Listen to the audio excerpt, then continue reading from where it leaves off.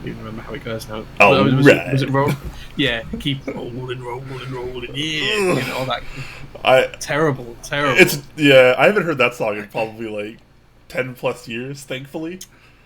So yeah, well, you just reminded me of it. I'm a little upset that you actually brought that up, because now I'm going to hear that today, and I'm not going to be happy about it, Jay. Let's be honest. I'm going to send you a link to that song. That's what I'm going to do, Brian. In fact, I'm going to find it now. Are we just going to berate each other with like the worst songs we can find?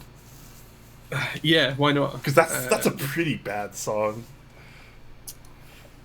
Yeah, it was probably. I probably liked it more when it first came out. I mean, what year do you think that came out? That's got to be. That's at least like 15 to 20 years old. 2000, so it's nearly 20 years old. Yeah, you're right. There's the link in case anyone's wondering what song we were talking about. But you don't want to open that link. Jay, please.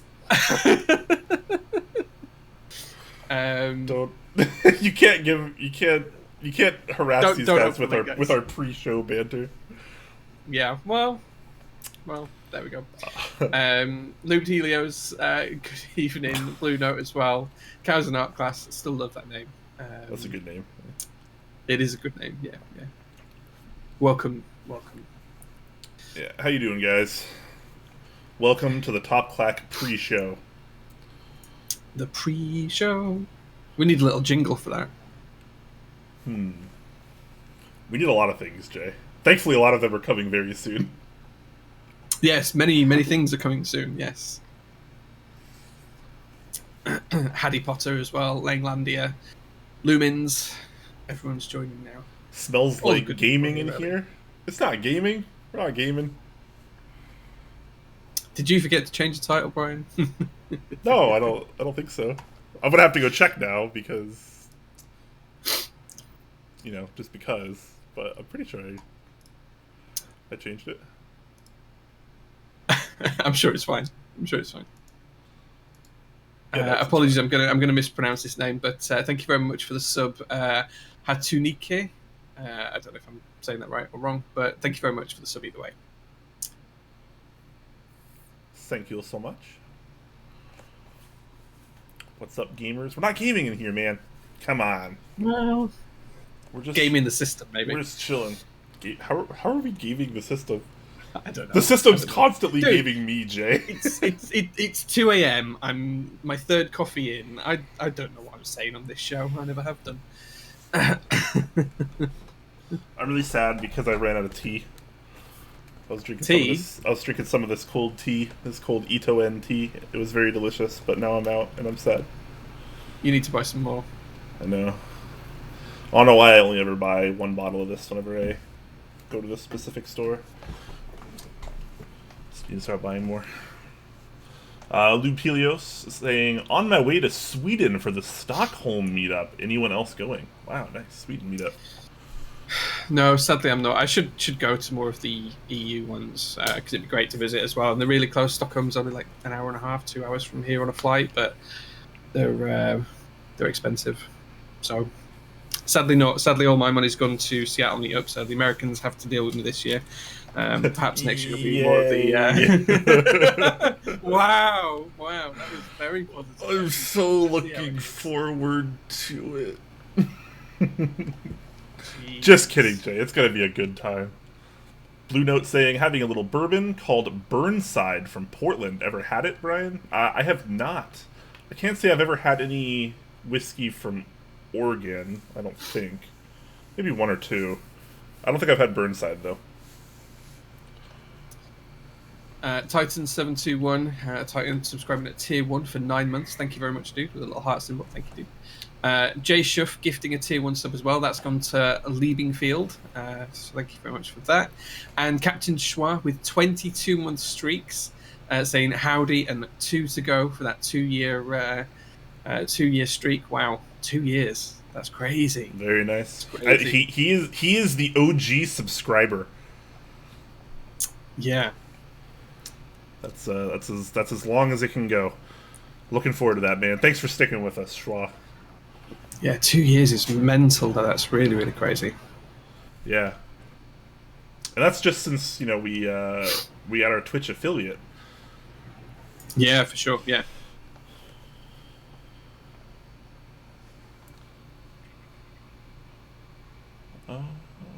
There was a question for Jay. Oh, was there? Have I missed something? Oh, Cars Out Class. Jay, any entry-level ISO board you can recommend? Was looking at the Tadar 68 ISO. Yeah, so the Tadar 68 is quite good. It's an all right board. It's a great starter board. A lot of boards that you can get in the lower end of the market come with universal plates and PCBs and all of that kind of stuff. So I don't think there's a bad choice if it's a universal board and you want to try that layout. Go for whatever you think, to be honest. But if you're looking for 65%, the Star 68 is quite good. The KBD 67 is also really good in that kind of price range as well. So yeah, I'd look at both of those. Heck yeah.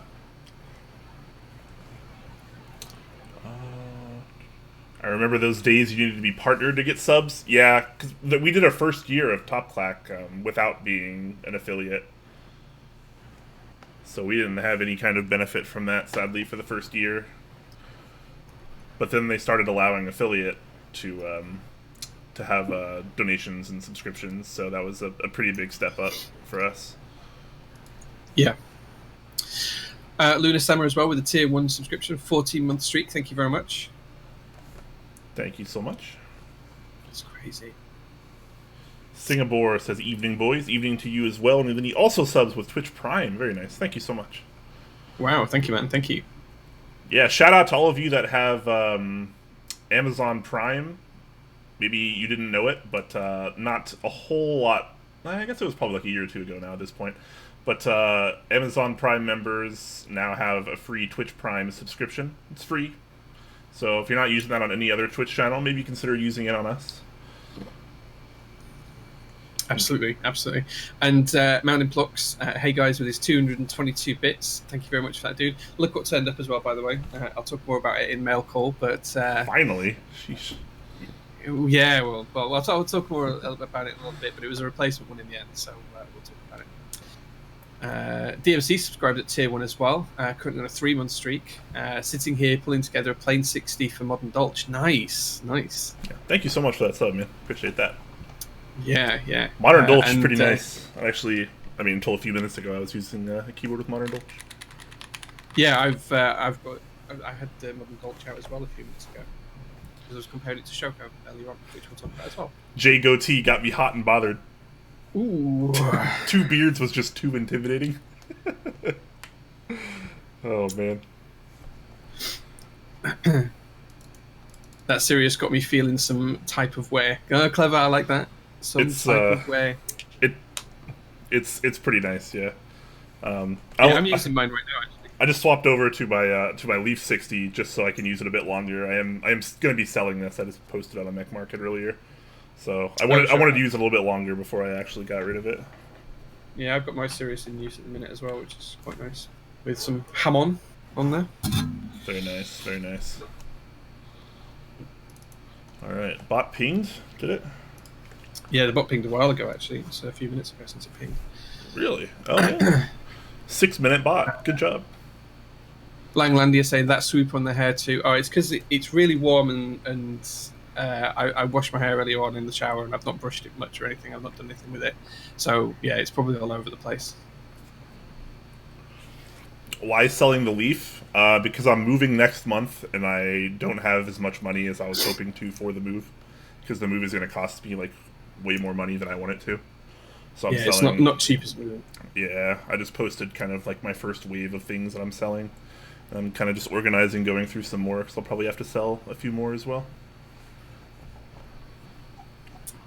It's always a shame when that happens, but sometimes it's good to have a clear out as well. Yeah, I mean, it's going to suck for now because I have to like part with stuff that I don't particularly want to get rid of. But after the move and once I'm settled in, it should even out and be a little bit more consistent, and I can get back into the swing of things.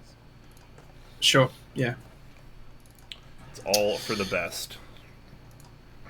All right. Nebulant says, I'm using the beeping blooper plank. Nice. Beeping blooper plank? What? Yeah, nice. Oh, yeah, because it has the MIDI functionality. Yeah. Mountain Block says, any hair swoop available? Yeah, my hair's a mess. I know. I appreciate that. Thanks, guys, for pointing it out. My hair's not long enough to swoop. Yeah, cool mine enough. just goes really wavy when it gets long, but I'm trying to grow the top out and keep it short on the sides. There you go, guys. There's my Jay impression. Wow. It's pretty bad, I know. All right. Staying in Washington? Yes, I am staying in Washington. Just moving to a larger place. We are adding 1 to 2 roommates, so we need a much larger place than we have now. Alright, I guess now that the bot has pinged and we're about at the viewer count that I like to start the show at, I'm going to go ahead and roll the intro scene.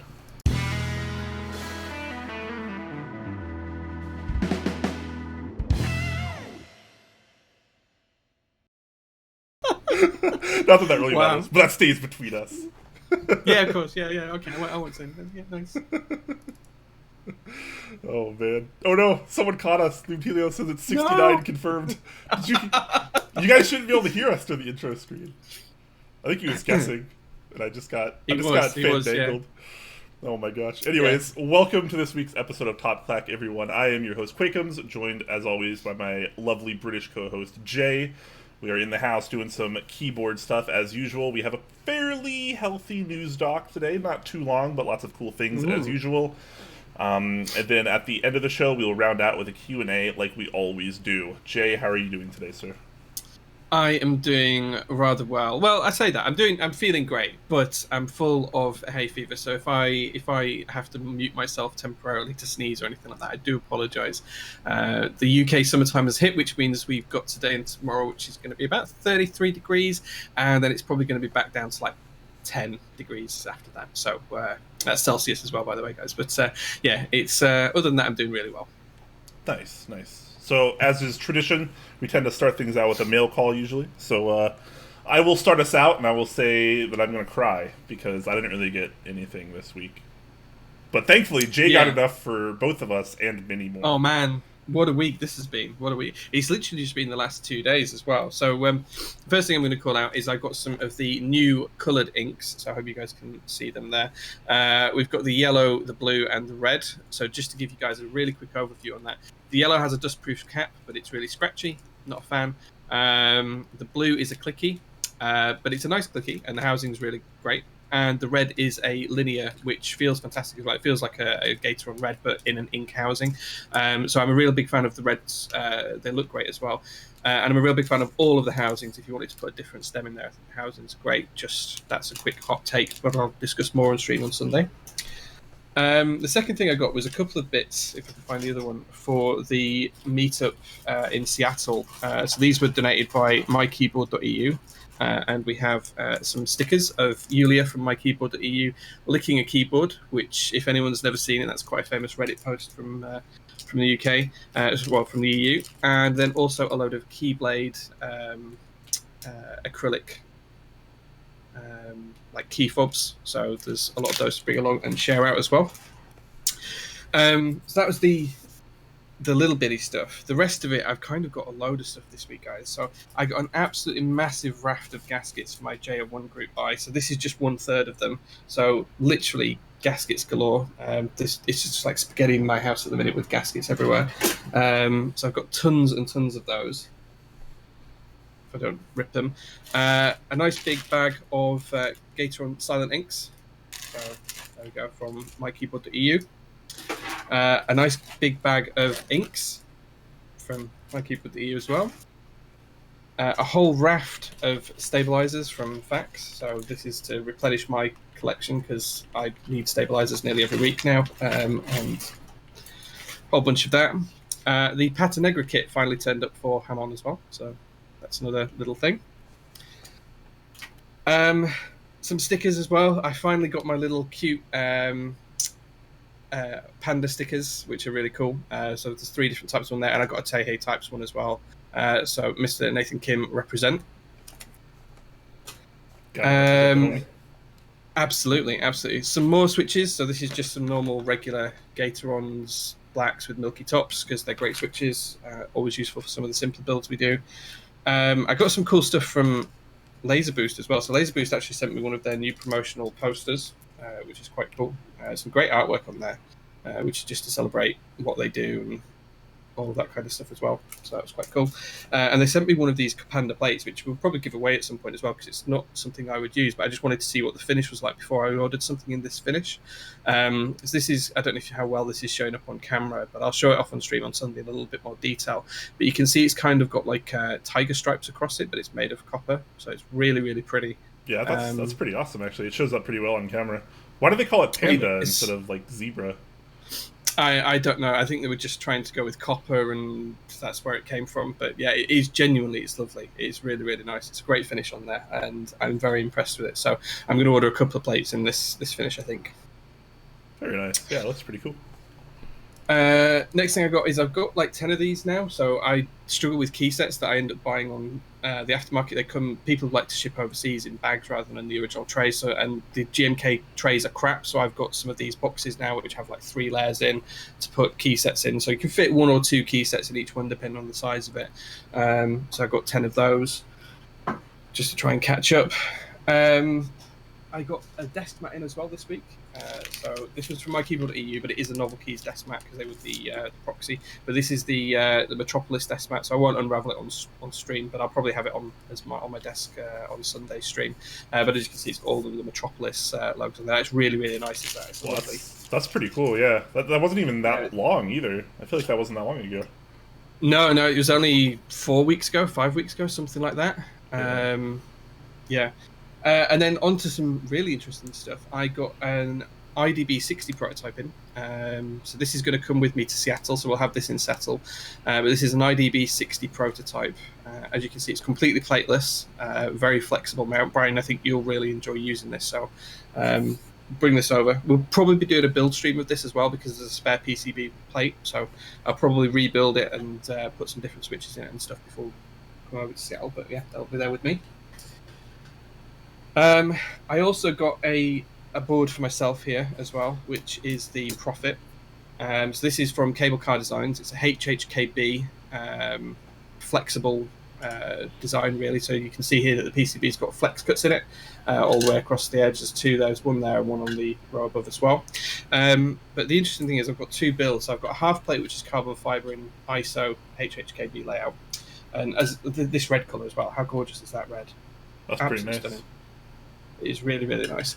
And the other thing I got as well, which is a secondary build. So here's a PCB to show off a little bit more. As you can see in the middle, there's a lot of flex there. If I do it like that, you can see there's a lot of flex there in the PCB. It's just really bendy. But it's also kind of transparent, so you can see through it as well. You should be able to see my hand through it, which is quite interesting. But I've also got a really interesting plate. So this is a nylon plate, and it is absolutely flexible. Nylon. Just interesting. Yeah. So this is actually ANSI layout. So I'll be bringing this to Seattle as well. So I'll do both builds before that point, and we can switch it around. I'd really like to get your thoughts on this as well, Brian, because this is one of the boards that I've been really looking forward to coming this year. I'm really excited to try this board out because it just looks stunning. It's a seamless design and all of that kind of stuff as well. How is it? Really nice. How is it mounted? So it's a different mounting system here. So I'm not sure how easy you'll be able to see this, but can you see in this corner here there's a little hole? Yes. Yes, so it mounts on 4 pins in the corners of the design, and you've got effectively 4 pins that hold it in position on the corners, and that's it. So it is a really, really interesting design. But it'll be built on. I'll be building it on stream on Sunday because I'm really excited for this board. I think it's going to be a really interesting build. It's a really nice board. And I'm excited to see what that nylon plate looks like as well, and feels like too. So there we go. Yeah. And then the final thing that turned up, the very final thing that turned up this week was GMK Shoko came earlier on today. So I'll show you the key set as well because it is something rather special. I think this might be my favourite key set of the year so far. So this is absolutely lovely. Came out really close to the renders. It's almost impossible to photograph and get a decent picture of. But it came out really nice, and then the accents as well. They're kind of like a light, really light teal, so even lighter than the teal in Modern Dolce. I did take some pictures earlier on of that, try and get the reflection off the lights on that. There we go. So there we go. That was everything. So just a couple of things. Yeah, just like 2 or 3 minutes worth of things. That was like 10 minutes of mail call basically. Holy crap, that was That's quite a haul, Jay. Sorry. Yeah, it's just that's literally what came First world problems, I guess. I just got too many keyboard things going on. Yeah. Definitely bring the Prophet with you to Seattle as well. I really want to try that out. Yeah, I think you'll really like the Prophet. I think my list for Seattle at the minute is the IDB 60 prototype, or the Secret 60 as the first one was called, the Prophet, the JO1, and probably the TMO 50 because I have that on the plane anyway as my travel board. So I think that's my list at the minute for Seattle, unless anyone wants to see anything different or anything. But building the Prophet on Sunday, really excited to do that. I'm also going to put Shoko on my Brutal 60 on Sunday on stream as well, because I want to see how that looks with the blues together. I think it's going to look really nice. And it frees up Modern Dolce for another board as well at that point. So, yeah, really excited for build stream on Sunday. Cool. Okay, so we just have a couple quick announcements before we move into our news doc. Just same stuff as usual, guys. Discord Nitro has been going pretty well for us. I think we're up to like 12 boosts now, thankfully. So we're kind of comfortably in that level 2 almost now, which helps a lot because, as you guys might have noticed that are in the Discord, we actually have a server banner up in the top left now. We have higher audio quality, which you guys are probably noticing now. And we also have higher upload limit, among other things. So pretty happy about the way that's going. Thanks to all of you that have used your free Nitro boost. If you are a Nitro user on our server, helps us a lot. The extra audio quality is so freaking important. And the banner's a nice touch as well. I like the banner. Yeah, it's just really nice to hear your voice properly, dude, when we're talking like this. I know. It's like you're a different person now. It's crazy. Yeah, exactly. I feel like I'm getting to know you more because I'm hearing more of your audio. It's much more intimate. Yeah, it is. Yeah. So just in bearing in mind that we do get the rotating banner now, guys. Straight after the show today, Brian and I'll pick our next winner for week 2 of the banner contest. Last week we had a lovely split corn board up there from George. This week, who knows? Post your pictures into Purple Chat. It is a subscriber kind of privilege. There's no prize other than seeing your lovely picture up at the top for a whole week. So do feel free to get your submissions into Purple Chat whilst we're on air, and then straight afterwards we'll pick a winner. Yep, exactly. And I mean, they're kind of just chosen somewhat randomly by us. I basically, whenever people post a nice picture of their keyboard in Purple Chat, I basically just download that picture, I just take it, and I will put it up in the banner eventually and swap it around, basically. So it's seemingly kind of random. It's not necessarily whose picture is better or worse, or who we like more or less. It's just a nice random sub benefit, basically. So if you are a Twitch subscriber and you're also part of our Discord, make sure you link your Twitch account within Discord, and then you'll have access to the Purple Chat channel. That's where we'll pull the pictures from, and it's just a nice, fun place to hang out, anyways. Yeah, Cows and Art Bastards, it's like r/Gone Wild, but for keyboards. The banner is a huge honour. Yeah, fair enough. It's a fun banner. It's a fun banner. It is. Yeah. All right, next up, 24-hour stream. We're still working towards it. We're coming very close to actually having all of our refresh design assets done. Pretty darn close, guys. Seriously. We just had a meeting about it before the show today. So that's coming very, very soon. Once that is finalized and we go through and finish our refresh, we're going to sit down and finish the structuring for the 24-hour stream. So unfortunately, we're not going to be able to do it this month. It's going to be sometime in July, probably. So it's unfortunate, but we've had a lot of delays, and there's not a whole lot we can do about it. So, but now things... But we are getting there. Yeah, now progress is like actually being made, so we're very, very happy about that. Yeah, and we actually have made a ton of progress just in the past last 2 weeks, Brian. We've gone from we've gone quite a way through the process of getting there as well. Yeah. So we're both really happy with where it's going. We both really love the direction. We've made some tweaks and changes after some feedback last week, and we're really happy with where it's looking now. Yep, absolutely. So with that said, let's roll into our news topics, everyone. Okay, so what's up first then, Brian? So first up is the Fjell Classic kit, and I will state right off the bat that this is actually no longer available.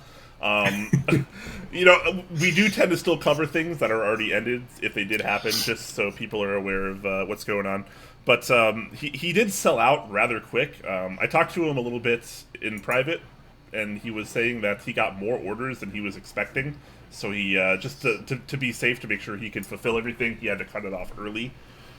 So it's kind of unfortunate, but I mean, they'll be back. I'm sure there'll be another round. This is like the 4th round of Fjell now. So, I mean, it's Yeah. going pretty well. I would imagine that they'll be around 5. So, a couple things to note about this round is for the price of $360, that's actually a full kit. That means it comes with a plate and a PCB. You can actually completely omit a PCB and plate and save about $70, and that takes the case alone with the weight and the standoffs down to about $290, which is pretty reasonable. That's much closer to the round 1 price, which I think is making people a little bit more happy. There have been some nice updates on this one. Obviously, I think he's working with a new manufacturer now. He likes the quality a little bit more. He's able to get the finishing a little bit more precise. And probably my favorite update is actually these two... let me try to find a good picture here.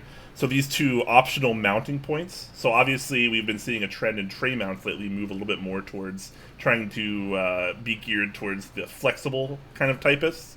So we've seen things like the T60, among other boards, that completely just omit the center mounting posts entirely, which I think is pretty nice. Here, you're actually going to have the option and play it based exactly how you want it. So for someone like me, who likes flex typing experiences, I just wouldn't use these optional standoffs.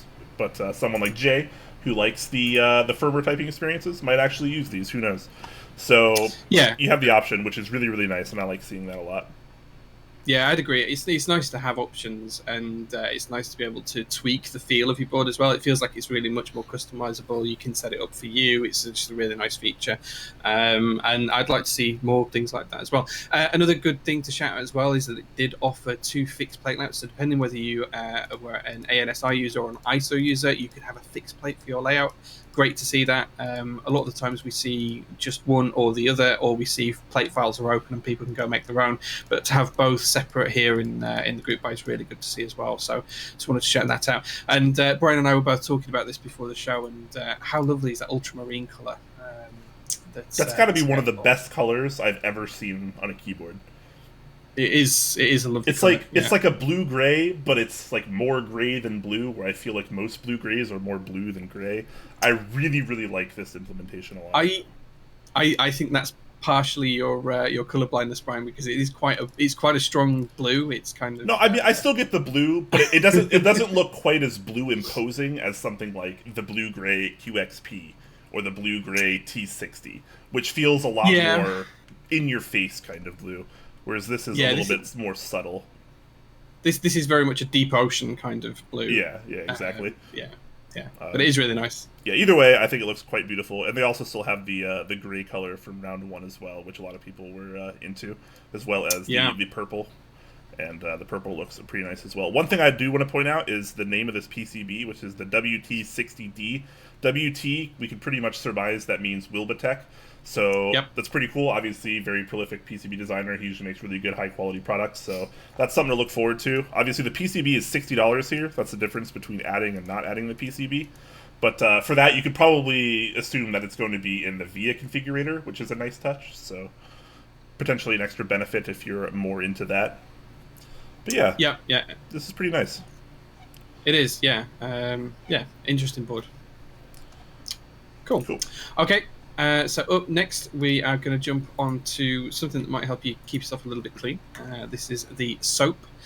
So this is a soap macro pad. Apparently it's called the cleanest macro pad, but you don't want to drop this. I assume it means you don't want to drop it in the shower. But again, you might do. Maybe you do. Maybe it depends on the audience you've got while you're in the shower. So this is a really cute little macro pad designed around what a bar of soap looks like. And he's even got some pictures of the soap that inspired it later on in the post as well, which is quite interesting. Now, he does say it's got soap-style mounting, but when I've looked at this a little bit further, it's basically a top-mount plate that fits inside, very similar to a lot of other macro pads. 3 indicators. It has a rotary encoder in the top corner, and then 7 additional key switches as well. So you can have different layout options with support for rotary encoder or not. So if you don't, you just have an 8-key macro pad with 2 keys separate, which is kind of nice. I use a key on my macro pad for turning the computer on and off. It'd be nice to have that separated out a little bit, so that'd be good.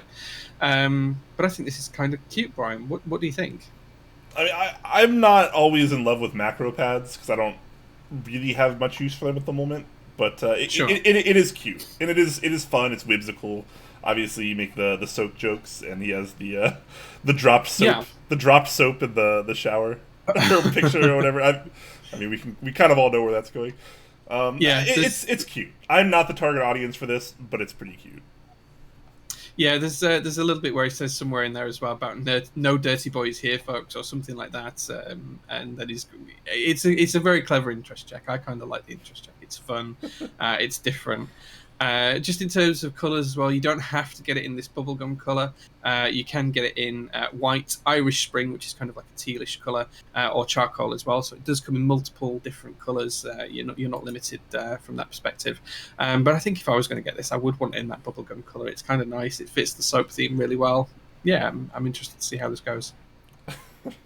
So what? I mean, what is this whole soap coated thing going on? So under the anodization part, he says soap just 6 times, and then there's a Pantone for soap, and then you could get 1.5 millimeters soap coated brass for your plate, or stainless soap. What is this supposed to be a meme, or is this really a thing? I think it's really a thing. I mean, he's gone to the whole level of being able to say that he's got different mounting styles and all of this. I think it's a real thing. I think it's just fun and a little bit kitsch and just something fun to do. I mean, in terms of his to-do list as well, there's some quite interesting things on there, such as putting an e-soap display on there, which I think he means e-ink display and things like that. So I think he's just having fun with the whole soap meme, which is cool. I like it. It's fun. He says, "I'm doing my best to get this in the mid to high dollars, reasonable." To be continued soaply. This is like an April Fool's joke. That's not like on April Fool's Day. I feel like. No, I think it's cool. It's cool. It's cool. I struggle to see if this is going to be a real thing though. This post itself feels a little bit more like a joke to me than anything else. Maybe. I think there's too much detail for it to be a joke. I like the layout. All the details are jokes though, is the problem. But designed with soap in mind. Soap style mounting. USB Type-C soap. Anodized soap. Like, it's all a joke. I don't know. Nebulant's just saying the cable's like the rope, soap on a rope. You have the cable. Yeah, I kind of like that. It's fun. I mean, yeah, I guess I'll wait for the group buy thread, because that's all I can really do to actually believe in this. It looks fun. That's all. If this is real, Brian, and it goes to group buy, I will buy you one.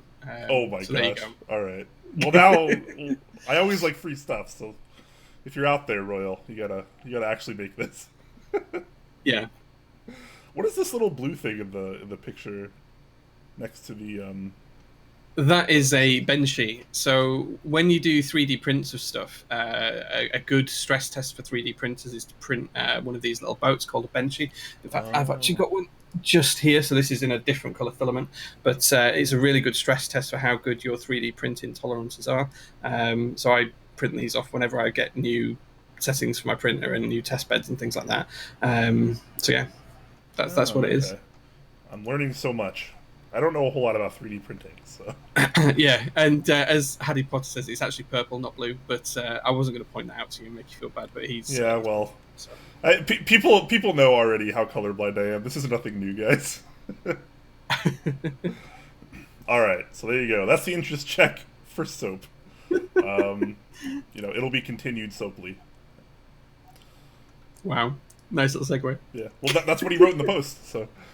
I know. Yeah. So next up, we have the interest check for the Ion X AIO3 Equinox, a windkeyless 40%, which a lot of people would call sacrilege. But why is it awesome, Jay? Because I'm getting one. That's why it's awesome. No, so this is really cool. So being serious, I am getting one. It's in the post. I was hoping it'd be here for the show today, but it's not. It's stuck in customs at the minute. I've got mine on one for Chris Swires on the way to me at the minute. But this is a new 40% from Pona, who we know from the Xeno and a few other designs as well that he's done. But it's a really interesting board for a number of reasons. I think the reason he mainly reached out to me is because it does support ISO, which is rare for 40%, which I quite like. But it's more than just about the memes. It actually has a really, really interesting new mount type. So this is kind of PCB mount on little rubber tabbed gaskets, which we've seen similar designs before, but never in this kind of full way. But it's been something that's been on Pona and AIO3's mind for a while. I think the original prototype, when you look at the timeline, was something like 2017 when they were starting to look at this and order the PCBs and things. But there is no plate. It's a plateless design, so very similar to the IDB60 we looked at earlier on in the mail call, and it skips the plate to offer maximum flex. So given the fact that it's tabbed across the top and the bottom of the board, the flex is kind of going to bow from top to bottom, so you're going to get flex in the middle, so that middle row, the middle 2 rows where you're going to get the most flex. But because it's tabbed all the way across the top, you're not going to get that kind of vertical flex as well. It's going to be all horizontal, which should mean it's really, really subtle and all even across the type you feel. It should be really nice, gradual change towards middle and then even across left to right. So it's a really interesting mount type. The case materials for the prototype run that I've got on the way is just aluminium, but I think he's open to consider other types as well. The wing keyless blockers are there, and then you've got the option of split spacebar or full spacebar, and then the standard backlight and underglow LED support and all of that kind of stuff as well. And if you really want it, there is the option of an optional plate, so you can add a plate if you want to make it a little bit firmer if it's too soft for you, and there'll be plate files available during the group buy as well if you want to pick a material, or you'll be able to pick carbon fiber as well. So there we go. Nice. So it looks like this project's actually been something worked on for a while now. He has a little history behind it, and he started the project before 2018. So he's been working on this for a while. Yeah. It's I think it's an idea that's just taken a long time to get to fruition, just given Zeno and everything else that he had on as projects and things in the community and real life stuff. It's just taken a while to get there. But yeah, he approached me a few months ago, asked if I'd be interested in this, and I was happy to jump on board because it's very fitting for me. I don't typically use a 40%, but this actually looks really usable if you look at the layout options. There's a lot of compatibility for different choices of key sizes and layout choices here as well. So I'm really interested to give this a shot. Yeah, it looks pretty nice and it looks pretty unique. I like that. I expect nothing less from designers like Poner and AIO3. They've been doing this for a while. They tend to do a really good job. So this is pretty cool. This was like a 40% I would potentially use too. I'd consider picking one up once we learn the actual price. It looks like the vendor is going to be Canon keys, which is really cool. That's nice to see. It is. Yeah, I'm not sure if there's going to be a different vendor for the EU or not. But I know Ahab's built his already, and Newpass has already got one of these as well. They were both involved in this small mini group buy. I think there was 6 of them in total. So yeah, it's good. Do you want to take a guess at which color I got, Brian? Are the colors listed somewhere? No, there's just pictures at the bottom. I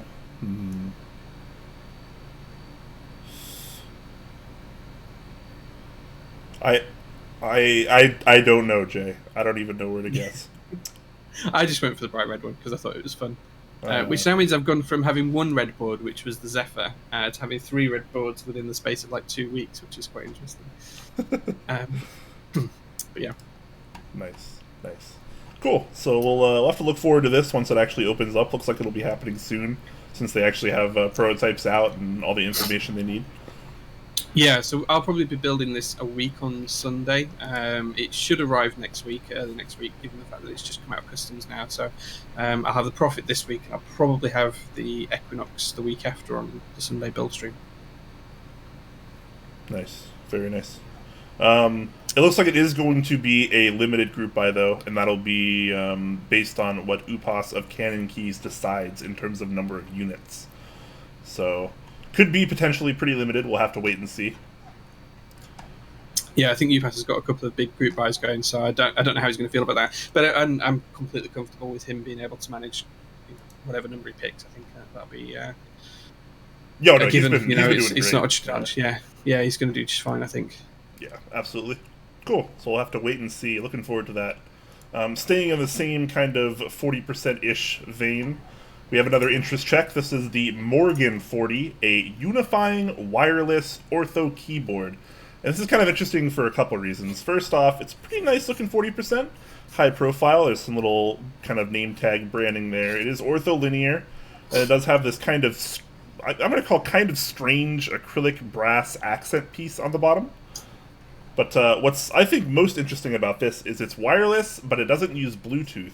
So they've actually opted to use Logitech's unifying components instead of the more standard Bluetooth that we see a little bit more often in our community. The way this is going to work is this is just going to have a 2.4 gigahertz wireless connection, and he is claiming that it's going to have longer battery life, faster wake up, and easy pairing. Obviously, the kind of disadvantage, I guess you might say, of using this over something like Bluetooth is that you will need the dongle along with it to plug in.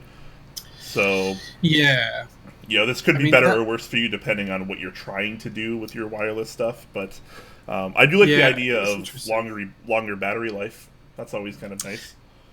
Yeah, I guess it depends on what your mobile computing setup's going to be, if it is going to be for mobile computer. Because, for example, for me, I use the TMO with a cable because it's not Bluetooth with my iPad. But if it was Bluetooth, I'd be able to use Bluetooth with the iPad quite easily. That's not, I've got an iPad Pro, and that's great. But if it needs a dongle like this, I wouldn't be able to use that as an input, which means it's limited to laptops and desktops, which it's an interesting one. I mean, I don't have a problem with it being 2.4 gigahertz, wireless. That's fine. It's a great standard. As I say, increases battery life and things. But I just think it might depend on what people are using with this keyboard, what kind of hardware people want to use with it, if that might influence its success or not. I don't know.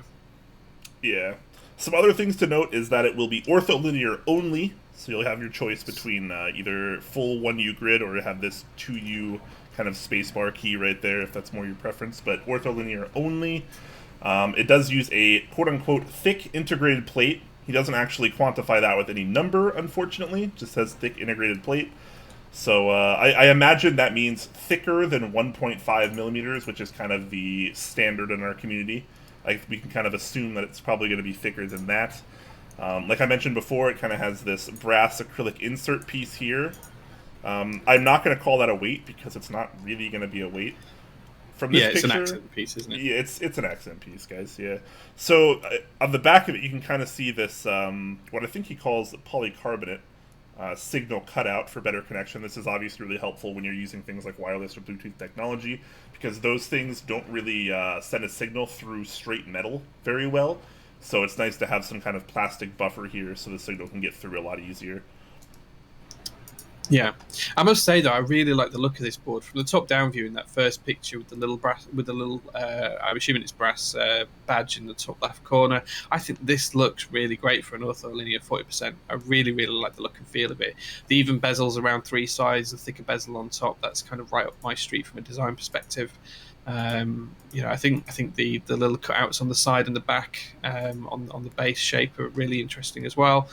I think it looks great. I think it looks fantastic. It looks nice, yeah. I think 40% just being high profile is already like a big step in the right direction. Oh, for sure. High profile just tends to always look much cleaner, much more professional. I love that. Yeah. And this is no exception here. I wish there was a little bit more info. I think we're just lacking a little bit of info in this, and I would like to see a little bit more. But he does have the prototype on hand. These are actual prototype pictures, so always nice seeing those in an interest check. Yeah, I don't know if he mentions anywhere how it's programmed. I don't know if this is working with QMK or if it's using something different or how that works. Nope. That's what I was saying. We need more info here.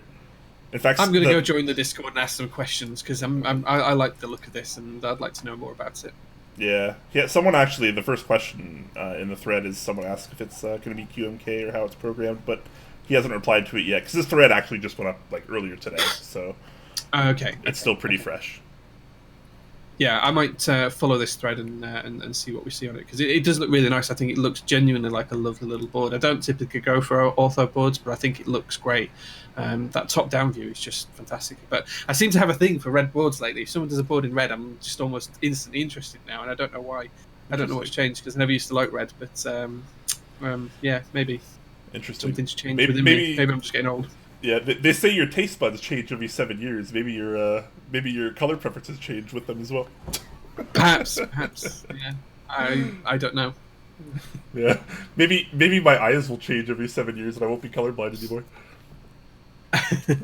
Anyways, if only. Let's move on to another interest check of another small board. This seems to be kind of a theme today, I've noticed. and this last week in keyboards. But this is an interest check for the Pancake, an enjoyable chalk Bluetooth ortholinear keyboard, and this is pretty interesting as well. So one of the reasons I think this is the most interesting is the actual base plate renders here. So he has this lovely stack of pancakes with butter and syrup here. I'm a big fan of pancakes, so I like where this is going. Any of you longtime viewers know of Top Clack that we used to do a pancakes versus waffle question for all of our guests, and that's kind of fallen out of fashion, sadly. But pancakes, team pancakes for the win. You guys know, respect it. And he also has this ingredient and recipe list for nice. I like that. Yeah, for the pancakes, which I don't know how accurate this recipe is. I haven't tried this particular recipe, but I think that's pretty awesome to have on here. Let's do a pancake cooking stream later on this week, Brian. I want to see you make these and see how they go. Should I get one of these boards and do a video where I just make I have the board and I make the pancakes following the exact same recipe? Yeah, Top Clack cooks. Yeah, that'd be good. I don't know how I'd get like my entire streaming setup out there. It'd probably have to be a video instead of a stream. Oh man, this is gonna be silly. Anyways, back to the specs here. This is Bluetooth. It is ortholinear, and it only supports the Kale Chalk low profile switches, guys. So this isn't going to be. You're not going to be able to use standard MX switches here. It's just going to be the Kale Chalk low profile. It will have QMK support, and just like our last board that we saw, you will have your option for true 1U grid ortholinear or the 2U spacebar if you're a noob like me. I don't know. Is that like the noob move to make on ortholinear? I feel like it is. Feels like it's that way, doesn't it? It seems to be. It seems to be the standard these days. So yeah. Yeah. Anyways, pretty standard stuff here, guys. It's going to support either a Pro Micro or the Adafruit Feather. If you want the Bluetooth, you have to use the Adafruit Feather, from what he is saying in here. And also something I found was kind of interesting is the key spacing here. So with typical MX key spacing, the 19.05 millimeter spacing, this is kind of what it looks like here. And as you can see on the Romac, the spacing looks a little funky. There's a pretty big gap between the two rows here. So he's actually using 17 by 18 millimeter key spacing instead, which is apparently the chalk standard, and it gets you a much more kind of unified, less gap going on situation there, which is kind of nice. Yeah, it is interesting that the chalk switches do use a slightly different specification for the switch spacing, and I hadn't realised until just then that it was different on the horizontal gap rather than on the vertical gap. So it's interesting to see that someone's noted this and designed the PCB to accommodate that as well. So it's good to see. I like that. It's good innovation. I like it. Yeah. I also didn't know until I saw this post earlier, and I was like, oh, all right. You learn something every single day. Absolutely, every day's a school day, right? That's right. That's right. So this interest check's kind of strange. It's kind of like just for the PCB only and maybe this base plate, but he is apparently working on kind of an acrylic case design, which he has a render he's teasing here for. So kind of interesting. It looks like it's still going to be low profile either way because he kind of has the PCB right here on the top, but we'll have to wait and see. It'd be kind of cool to maybe have a high profile design, even if it is just going to be a layered acrylic kind of affair. It's not too hard to do that. I feel like these days a lot of people are doing that. Yeah, I think this looks interesting. I think it'll do well in the kind of circles of people that like these types of board. I think that it's cute. It's a great design. Implemented the different switch space. I think this is a really good idea. I like it a lot. I mean, really, the shining star here is just the pancake picture and recipe on the base. Yeah, that. Yeah, that's pretty cute. I like stuff like that. Yeah. All right, so we'll have to wait and see. This is just an interest check. We'll have to wait and see when this goes to the actual group by phase. We can check it out a little bit more. Until then, let's move on to the NK65, a group buy going on over at Novel Keys right now, and a lot of people have been waiting for this. This is I think this is almost 2 years in the making now. Like 1.5 to 2 years in the making now, and a lot of people have been wondering where this is. So this is the kind of all-inclusive 65% that Mike has been working on for a while. He promised that he'd launch it around $140, and he has stayed true to that, which is really, really impressive because got a lot of specs here for $140. So let's just run down the list. So it is a 65% standard fixed layout. Why do you ask? Because it's a hot swap PCB. That's why it's standard fixed layout. So if you don't like that layout, it's unfortunate. This is kind of I'd call this a more outdated 65% layout by today's standards. We don't see this particular one with 6-1 caps on the right side of the spacebar very often anymore.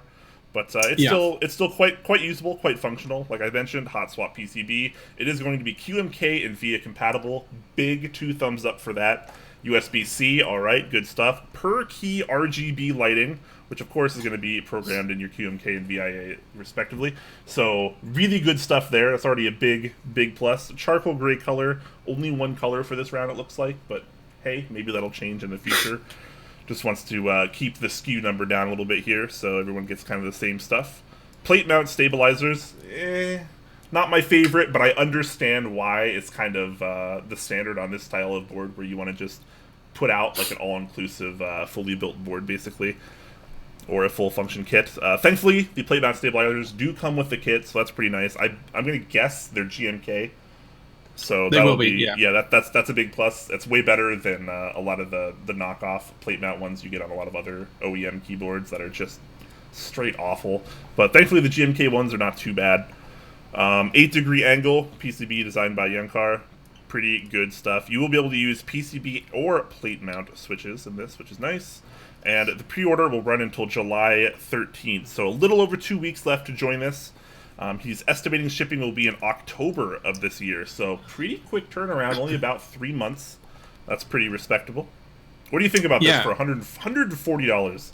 Note, $140 comes with no switches. You can add creams or Gateron inks for a higher price, or you can just omit those and maybe pick up some cheap Gateron or tail switches as well if you want to keep the price low. Yeah, or get a few different types of switch, given its hot swap, and try what you like. Yeah. So the first things first I want to talk about on this board is the look. So I think it looks great. It looks like a 65%, nice even bezels all around the outside. Big fan of the indicator LEDs on the right hand side. I really like that. That's something that I want to incorporate into my personal designs as well going forwards. So I'm a big fan of that. But what I really wanted to talk about here is the mount system. So right in the bottom corner of this page is a little bit of a GIF that shows how the board fits together. So I just wanted to talk that through so you guys are aware. So effectively what you've got is you've got a few different parts. You've got a base tray almost, then you've got the PCB, you've got the plate, and then you've got a top piece as well. Now, this is technically a top mount board, but in a really strange fashion. So it's got some design cues from how the number 2 goes together to get a seamless design as well. But effectively what happens is you have a top piece, which is kind of like a standard rectangle. It covers the sides of the board. It goes all the way down to the desk. So when you're looking at the top piece, it comes all the way down to your desk. So you get that seamless design. And there is a picture as well showing the bottom that shows the seam is on the bottom. So that whole of the base fits inside the top piece. And on the inside of the top piece, you actually screw the plate up into the top piece, so the plate becomes almost integrated into the top piece, like a standard top mount board does. That bit's pretty standard. Now, where it starts to deviate from that typical standard here is how the rest of the board screws together. Once you've screwed the top plate in, and you've got the PCB underneath that, and then you've got the base tray as well. Effectively, what you do then is you screw the plate down into the base of the board through the PCB, and that means that all of the screws that hold the board together are actually embedded within the plate. So you're actually screwing the plate down into the through the PCB and into the base of the keyboard. So that means there's a couple of different things here. It means, one, that there's no visible screws from the outside of the board anywhere. Once you've got keycaps on the board, you can't see any screw marks whatsoever. It does mean that you need to take your keycaps off to take the board apart as well. Secondly, it also means that the board's going to feel a little bit different to a normal top mount board does, because you're attaching the whole plate to that base tray. Effectively, you're going to strengthen the plate all the way across because it's going to become one piece, and you're securing it in different places. And right at the very beginning of that GIF as well, what you can also see is you can see that whilst the standoffs that the screws go into, the shorter standoffs that the PCB rests on too. So it isn't going to feel like a tray mount, it isn't going to feel like a top mount, but it is going to feel quite firm, I would suspect. But for a board of this price, that's a really intricate mounting system to get a completely screwless case design. And I'm really intrigued to try one of these out in terms of having a look at how it's built and all that kind of stuff. It's not probably the layout for me, given the fact that it doesn't have the opportunity to become ISO, and it doesn't have the bottom row that I prefer. But I think this is an absolute bargain with a really ingenious case design for this kind of price. It's very, very clever, and it'll be interesting to try out. I do wonder, Brian, if you'll find it a little bit too firm to type on, and how we could address that. But I think from a looks perspective, it works really well. Yeah, I think it looks great, and clearly it packs a ton of features in for $140. I think there's some kind of like black magic wizardry going on here. To get you get hot swap, you get QMK via compatibility, you get USB-C per switch RGB, and stabilizers included in that kit, all for $140. Like that seems pretty good, and maybe that's one of the things he's been working on for so long here, and why this is only arriving to the market now when he was showing it off like more than a year ago. So I'm really excited to see how this goes. I'm probably gonna poke Mike for a sample because I'm pretty shameless like that. And we'll have to wait and see. It does look good. The design's very clean. It's very seamless. There's no seams except for on the bottom here, as you can see in this picture. You kind of get it around the edge there, but otherwise no seams. I like the kind of foot design here. This is kind of taken from what we've seen on stuff like the M65A, where you just have two kind of long strips as opposed to like 4 bump-ons. I think this is way more efficient and way more elegant. So I'm pretty glad to see that. I poked at a prototype of this, actually, last Seattle summer meetup when Mike of Novel Keys was there, and it looked pretty good then, and I'm pretty happy with how things have come out. I do think that the typing experience is going to be pretty darn firm, like you mentioned, just because of the way this is. So he does call it a modified top mount, but I think it might be a little bit misleading to use that terminology, because it's top mount, and then there's way more mounting after that, basically. And like Jay mentioned, it is probably going to be very, very firm, which is not my preference, but I think it's probably a very fair trade-off for the features you're getting for this price. Yeah, I think that's absolutely spot on. It is a fair trade-off. I mean, the mount system is very, very clever, the way it all fits together. So just to reiterate, because I think there's been some people question it as well. So effectively, the plate is top mounted into the top case. The top case effectively fits as a skirt over the bottom plate, over the bottom tray part. So it covers it all on all 4 sides. It covers the bottom piece completely. It slides over the top of it, and then you screw the plate down into the bottom piece from the top. Very similar to how the base plate attached on the number 1. You screwed down through the plate in the PCB to attach that, if any of you saw those build streams. So it is a really, really interesting design. In terms of the price, I think how he's got there is a few things. I mean, the design is deceptively simple, even though it's quite complex in the construction. It's deceptively simple in terms of the actual machining quality, because there's a lot of straight edges. There's very little angles. He's been very cleverly designed to reduce machine time effectively. So it is interesting to see that. It's great to see the internals, and big shout out to Mike for sharing the GIF of how this puts together as well. That's a great addition to any group buy or interest check. I think just having that, not just a split view, but actually having a GIF of how it all fits together, just helps solidify in people's minds what they're actually getting for the money, I think. Yeah. So this is pretty much a home run, I feel like, and this is going to be one of those boards where I feel like I'm just going to have to recommend it to everyone that's entering the hobby or just wants a cheap 65% board that packs a lot of features. This is a no-brainer, guys, for a lot of people, I feel like. Yeah, if you're looking for a cheap board, I think this is great. The other thing as well is this is really easy for Mike to update, to give more options as well. If you wanted to offer a solderable version, you could change and offer different plate types quite easily, different PCB quite easily, and still have this whole kind of structural design around it, which has got a lot of engineering gone into it. So I would imagine that Mike's probably quite open to offering different layouts in the future, and potentially changing up that bottom row for ANSR users, maybe offer an ISO version. I don't know, but it'd be nice to see. I think, lots of options for this board going forward. Yeah. One last question on it, Brian. What do you think about the right side USB slot? Right side USB. Well, I mean, I feel like this PCB is going to be pretty specific to this board, just because of the way the standoffs are and the structural kind of bottom mounting points in the bottom here, which you can kind of see these little nubs over here. So I mean, the PCB is going to be pretty exclusive to this, so it doesn't really bother me too much. I prefer to see the left side USB, but in a case where I'm only going to use this PCB, I wouldn't make a big deal out of it, personally. Sure. But yep.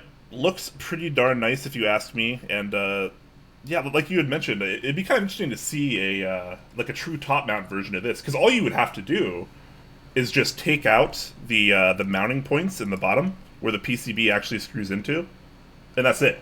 Then you just attach the PCB to the plate, solder it in, and then slide the whole thing over. And Yeah, but then you need to I guess attach you would need the base plate. yeah, you would need something on the, maybe some screws on the bottom or something to actually screw into the housing itself. But I feel like it wouldn't be too expensive or difficult to actually do that.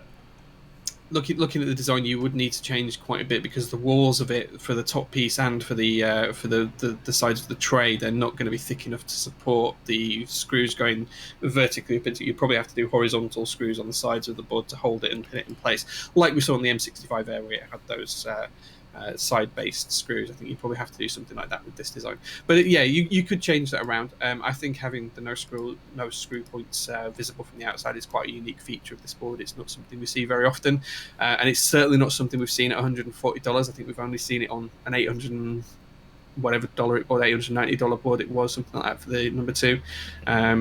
So yeah, it's good to see those features trickling down to the lower end. Yeah. Definitely home run. Congrats, Mike. Hope this goes over well for you. I know a lot of people have been waiting for this, so now's the time to get on it, guys. Oh, one other fun fact before we change over to our next topic is he does mention this is the aluminum edition, which kind of leads me to believe there might be other editions using different materials, because normally you wouldn't just say this is the aluminum edition. Now, what other materials do you think this could be made in, Rome? I mean, judging by the way our community is moving right now, I would love to see palm, but, you know, hey, that could just be a bit of a pipe dream here. Maybe a steel or brass version he might have coming. I think it's going to be limited Polycarb, to metals, maybe. Well, just because of the width of the walls, I think you'd struggle in any of the plastics to get the walls that thin. You'd probably have to redesign quite a little bit of the base tray at the very least to get the walls to be solid enough to be able to support themselves in plastics. But yeah, I think brass, steel, other metal options might be there as well. Yeah, I think brass is probably the easiest thing to say here. I mean, there've been many all brass boards in the community now. A lot of people are really into that, and this would probably still be, like, all things considered, a very inexpensive all brass keyboard. Yeah. Well, I mean, if the aluminium version is only $140, and we usually see a $200 price jump for an all brass version of a board, you know, even at $300, this is going to be for a solid brass board. That'd be pretty damn cheap. So yeah, let's see what happens. We're speculating now, guys. This is all speculation on mine and Brian's part. We don't know anything about a brass board or a polycarbonate board or anything like that. We generally just speculating. So, but it would be nice to see more options. Yep, absolutely. So awesome stuff. Make sure to get on that now. Closes July 13th, guys. Yeah, so just 2 weeks left to go on that, guys. 2 weeks. All right, let's move over to our next topic, Jay. What do you What do you know about this one? So this next topic, when I've posted the link into chat, is an interest check from Amir, who we saw behind GMK 9s not so long back. And this is an interest check for GMK White on Black and Black on White Icon extension kits. So we've recently seen White on Black and Black on White Norda UK kits, and we've seen other bits and pieces come out as extension kits. And what this one is it's specifically an icon kit for both of those sets. So for those that you don't know, White on Black, is back on sale on Massdrop right now. But if you want an icon kit, this might be the one for you. If you've got minimal coming and you want an icon kit as well, this might be for you. So there's some really, really great renders in here, including a couple of the Prophet, which I'll be building on Sunday as well in that lovely red colour, and some other boards as well. But effectively, it's a kit with a few keys in it that just gives your modifiers the icon mods. So it covers the ISO enter, the ANSI enter, all of your shift key options, all of your caps lock key options, including a windowed caps lock key, and your numpads and all of the other bits as well. So it has keys for HHKB support for backspace in that location as well. So it's a really, really good little kit. I can't imagine the price will be too expensive. There was a white on black kit that ran initially a few years ago. I think that was 4 or 5 years ago now as well. So this is kind of just refreshing and reiterating on that, and adding the black on white kit as well. Is it just me, or are these renders really good? Yeah, so interesting. I was talking to Amir about this. The guy that's done these renders as well has never rendered a keyboard before. Apparently, these are the first renders he's ever done, and he made all of the reference files for the keycaps and everything else himself directly, purely for these renders. So it just looks phenomenal and crazy. Even the aviator connectors and everything else has got in there behind the profit board and the Alice and everything else. Really, really good, strong renders. Yeah. I was Like this, thoroughly impressed with them. this artsy one with the kind of like flower plant thing going on here in the foreground is really, really, really cool. I like the way this looks. Yeah, it's the one with the vertical look down the monitor that I thought was really impressive as well. How he's actually managed to get that monitor in there with the Keycap page opened up as well. And the interesting thing as well is it's actually showing his pictures of what he's got on there as well. So it's showing the couple of renders that are above it. So that's the renders. I think it's the Lumina above there as well. So really, really clever stuff from whoever this guy is. But yeah, interesting stuff. Really nice, really nice. Yeah, this is pretty cool. I'm a big fan of icon mods, and I do own the white on black that I got from Mass Drop, so I might be picking one of these up actually. Yeah, I think I'm probably going to pick both of these up because I've literally just bought white on black from Mass Drop last week. I've been trying to find the UK keys because it doesn't have them, so I've been asking for those as well. But it is going to run on mykeyboard.eu in the EU, and it's going to run on Canon keys for the US, and there is going to be an Asian proxy as well, but it's yet to be determined. So yeah, it's looking good. A couple of FAQs on there around potentially adding R5 and all of that kind of stuff as well. So yeah, it's looking good. I think this would be a really nice, cheap kit to add more compatibility to sets and change the look a little bit, which is great. Yeah, I'm really excited to see what the price on these is going to be. Still to be decided. They are expected to launch mid-July, so next month, just a couple weeks away. But looking pretty good. I think the price is going to be low enough. I'm definitely going to pick up both of these. Is the white the same white that is used in minimal? Is that what you're saying? Yes, he's confirmed that it's the same as minimal. Yeah. Okay, so I'll probably have to get both of these too. Damn. Yeah, I'm gonna get both as well. Yeah. All right, very cool. So if you like icon mods and you're into white on black and black on white sets, bam, there you go. You're gonna be able to pick those up while supporting some cool vendors as well. Canon Keys and mykeyboard.eu, very nice vendors. Yeah, absolutely. Yeah, some great vendors. And what looks like a great little kit to add some more keys to your existing key sets, which is great. Yes, absolutely. Okay. So, jumping on to our next topic. Sadly, we don't have a Keycap page or anything like that for this one, so please bear with us on this one, guys. We know the Google Forms don't always look great.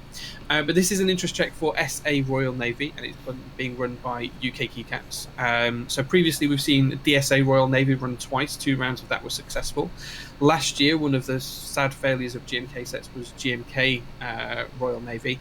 That didn't make it to MOQ, but Joe from UK Keycaps is back now with an SA version. So he has recently run SA Vile Bloom, which was a resounding success. A lot of people like that set. And this is his next SA set, so he's been working with Signature Plastics to come up with an opportunity to deliver SA Royal Navy in an SA layout. So this is, as I say, very, very similar to the DSA one. So the colours are standardised. It's been seen before. It's a known quantity, but it's in a new profile. It will be fully sculpted, R1, R2, R3, R4, and then R3 again. Base kit offers standard TKL, ISO, and 60% compatibility. There's additional kits for numpad specialities if you want to be able to use 40s or have a Sangan bottom row. So you can't have a 7U bottom row, guys. That's not in the base kit. You have to buy an additional kit to be able to get that functionality. And then there's the same novelties and Nordic kits that we've seen in the previous group buys for DSA as well. In addition, there's 2 new kits. I don't think these ran in DSA, but that's for Ortholinear and Ergodox. I'm pretty sure they didn't run in DSA, but I'm happy to be proven wrong on that if they did, and I've just never seen them. But yeah, what do you think of this, Brian?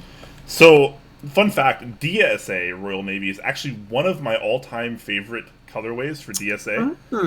Interesting. Yeah, I really, really like it, but every time it's ran, I haven't been able to afford it, so it's kind of unfortunate. I'm not a big fan of SA, so I probably won't be getting this. I'll probably just wait for another round of the DSA version. But one thing I do like that they're doing here is they're doing an ortholinear kit and an ergodox kit that both include all the alphas that you'll need. So we don't see this. We see this every now and then, but not too often. We've seen it on ergodox kits lately more often, which I like a lot, but we don't usually see it on the ortholinear side. Usually you have to buy the base kit and then a 40s kit or some other version of kit to actually fully supply your ortholinear keyboard. But here you can just pick up the ortholinear kit if you're an ortho person, and then you're set. You don't have to worry about buying the base kit plus another kit, which should actually save quite a bit of money in the long run for the consumer, which is pretty nice. Yeah, that's great. Actually, I hadn't considered that. Yeah, but that's a really, really good point. It does save some of those additional costs that some of our ortholinear and ergodox friends have to put up with sometimes. Yeah, because that's a really good point. That's forever been like the bane of sub 60% users, right? Oh, like, for sure. You have to pay way more money for a smaller layout board to actually have coverage. So it's kind of nice to see that maybe starting to equalize a little bit more, so people don't have to pay, triple or quadruple the price and have 80% caps they're not going to actually use. Yeah, absolutely, absolutely. Fully agree. Nice touch on that. I love seeing that. Would love to see more of that too.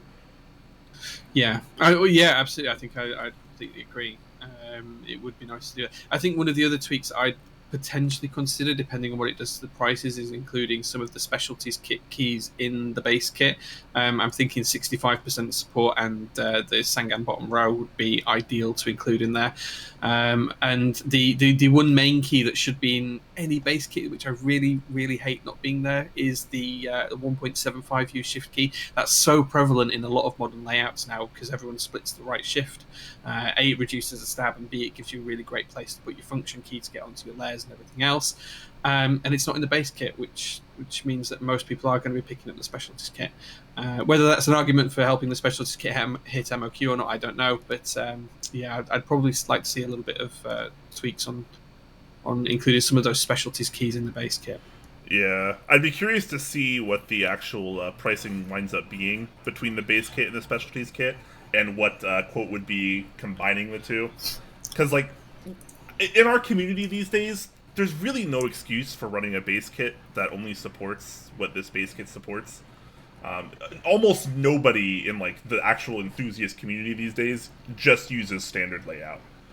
Almost everyone does something, whether it's, like Jay's saying split right shift, split backspace, step caps lock, 7U bottom row. Like, these are really common things nowadays, where they might not have been a few years ago, but now almost everyone's doing it. One or the other. So it's just like, it really would be nice to see the specialties kit be a part of the base kit, just so you can kind of just buy one kit and get all that compatibility. I don't know if it's going to be more expensive this way or not. If it's cheaper, cool. I'm more all for it there, but if it's not actually saving the consumer money, I think it's kind of a fail.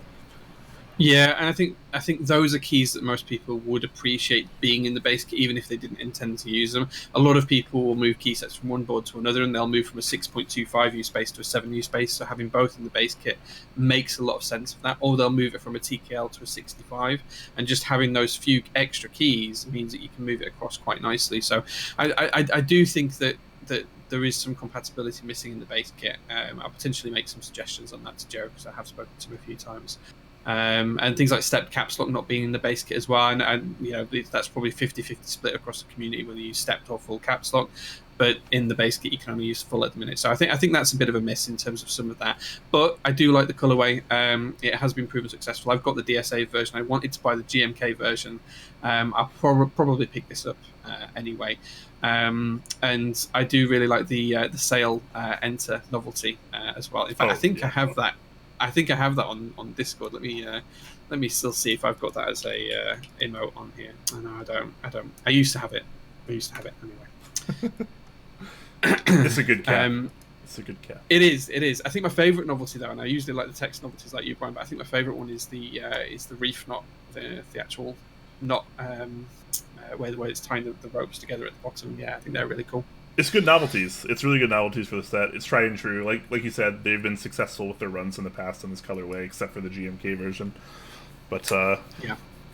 I really hope they try the GMK version again one more time, because I feel like if they go through the right vendor, it might actually be like really, really efficient. Well, UK Keycaps is a vendor in the UK, but they're only Yes. within the UK. I think you're right in terms of getting some support across the wider community. Perhaps reaching out to one of the US vendors, some of the big names that we know, Dixiemech, UPass, all of that kind of stuff, and potentially reaching out to someone like Z Frontier as well, and having round the world proxies would be great. I know Vileplume was successful with just Joe running it from the UK, but I think something like this might just need a little bit of a push with some other vendors as well. So share that round, share the responsibility round, and it might be get a little bit more reach. I think you're probably spot on that perspective. Yep. So we'll wait and see. We'll check this out again once it comes back to the actual group buy format. But speaking of group buy format, we have GMK Korean Beige add-on kit, which is currently in group buy, and according to this post, 80% to MOQ, which is pretty darn close if my maths add up. Yeah, it's not far away. Yeah. So quick math then, Brian. If the MOQ is 150 and 80% of the way there, how many boards have they sold? Sorry, how many sets have they sold? Oh golly! Go on, you can do this. You can do this. 120. Yeah, that'll do. Yeah. 100. Yeah, because 10% is 15, so 20% would be 30. 150 minus 30 is 120. Did I get that right? Yeah, you go. You did, yeah. Well, hooray! Quick maths. Never put me on the spot again with math, Jay, by the way. That was fun. Everyone enjoyed that in chat. Everyone enjoyed that. Next time, there you go. Next time look at the praise you gave. You'll pay for it, Jay. I can't do mental arithmetic. I'm terrible. I already look stupid enough on stream not being able to see colors, Jay. Come on. No, that's not true. That's not true. You've just proven that you are the mental arithmetic king there. So that's yeah, really complicated math going on here. Anyways, tell us a little bit about this kit, Jay. Okay, so this is being run by Zondat. Everyone knows Zondat from making the Noxery line of boards, and he's from the UK, so one of the well-known designers in the community. And this is effectively a series of Korean sub-legend alpha keys designed to match any of your OG colorways. So if you've got any beige sets, so for example 9009 or some of the older OG key sets and things like that from the GMK boards and things, then these will be compatible with the rest of your keys. So he does actually say it's easy to say if it isn't L9 alphas, then it won't be compatible. So if you've got an L9 alpha set anywhere and you want to change it up a little bit, have some Hangul legends, some Korean legends on the keycaps as sub legend, then this might well be for you. It's a great little accent pack. I think it looks fantastic. I think we've seen a lot of the other sub legends done to death with some of the other packs, but it's great to see these Korean legends making it out here. So yeah, I think it looks great. Yep, absolutely. So this opened on June 21st, which was 6 days ago, and it closes July 19th, which is about 3 weeks away, a little bit more than 3 weeks away. So already 80% to MOQ there. This should sail right through MOQ, no problem. Make sure you get on this if it's your kind of thing. Pretty inexpensive too, only $45 if you buy in the North American region. You can get that straight through Novel Keys, in fact, so that's pretty cool there. Not terribly expensive, and then 39 euros for Europe. So not too bad, guys. Yeah, it's a great little cheap set. If you've got 9009 or you've got an old set and you want to just give it a fresh lease of life, you can buy this kit and plug it straight in, and it'll work with whatever you've got. So it's great. I think it's for the sake of $45, it's a third of the price of most key sets. I think it's well priced. It's well positioned. It looks good. Zondat does say that he's not handling any of the group buy with GMK. That's all being done by the vendors. He's just come up with the idea and the design, and he's letting them run with it. So yeah, I think it's good. Yep, cool. Love seeing that. I'll probably pick this up myself, actually. Yeah, I think it's for the price. It's one of those things that why wouldn't you buy it, right? It's such a good price. It's going to be compatible with something that you've got somewhere for most of us that collect stuff. So yeah, I think it's really, really nice. Okay. I have OG cherry sets that are just waiting to go on boards. So yeah, same actually. I've got a couple. I need to find an OG cherry 1.75U shift key. That's my big bane at the minute. So if anyone's got one out there and they're willing to sell me one, I'll pay a few dollars for that key. I'm pretty desperate for it. So. There you go. Jay's desperation is your win. Yeah, well, it could be financial gain for my pain. There we go. That's right. All right, let's move over to our next kind of group buy going on right now, which is DSA Magic Girl.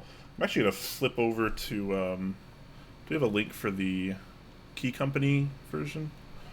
This is the EU proxy, which I'm okay with showing. I'm not trying to disrespect EU, but I think the primary vendor I think is the Key Company.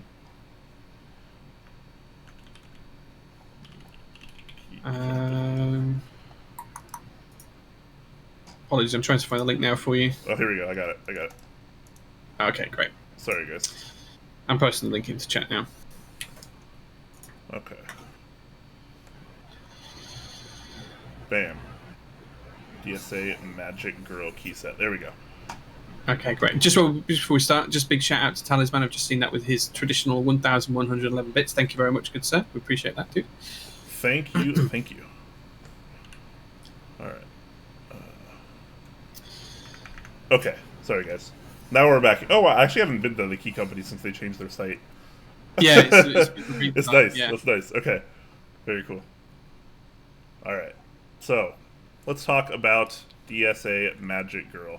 So this is a set we did cover an interest check a while back, and now it's actually kind of coming to fruition, which is pretty nice to see.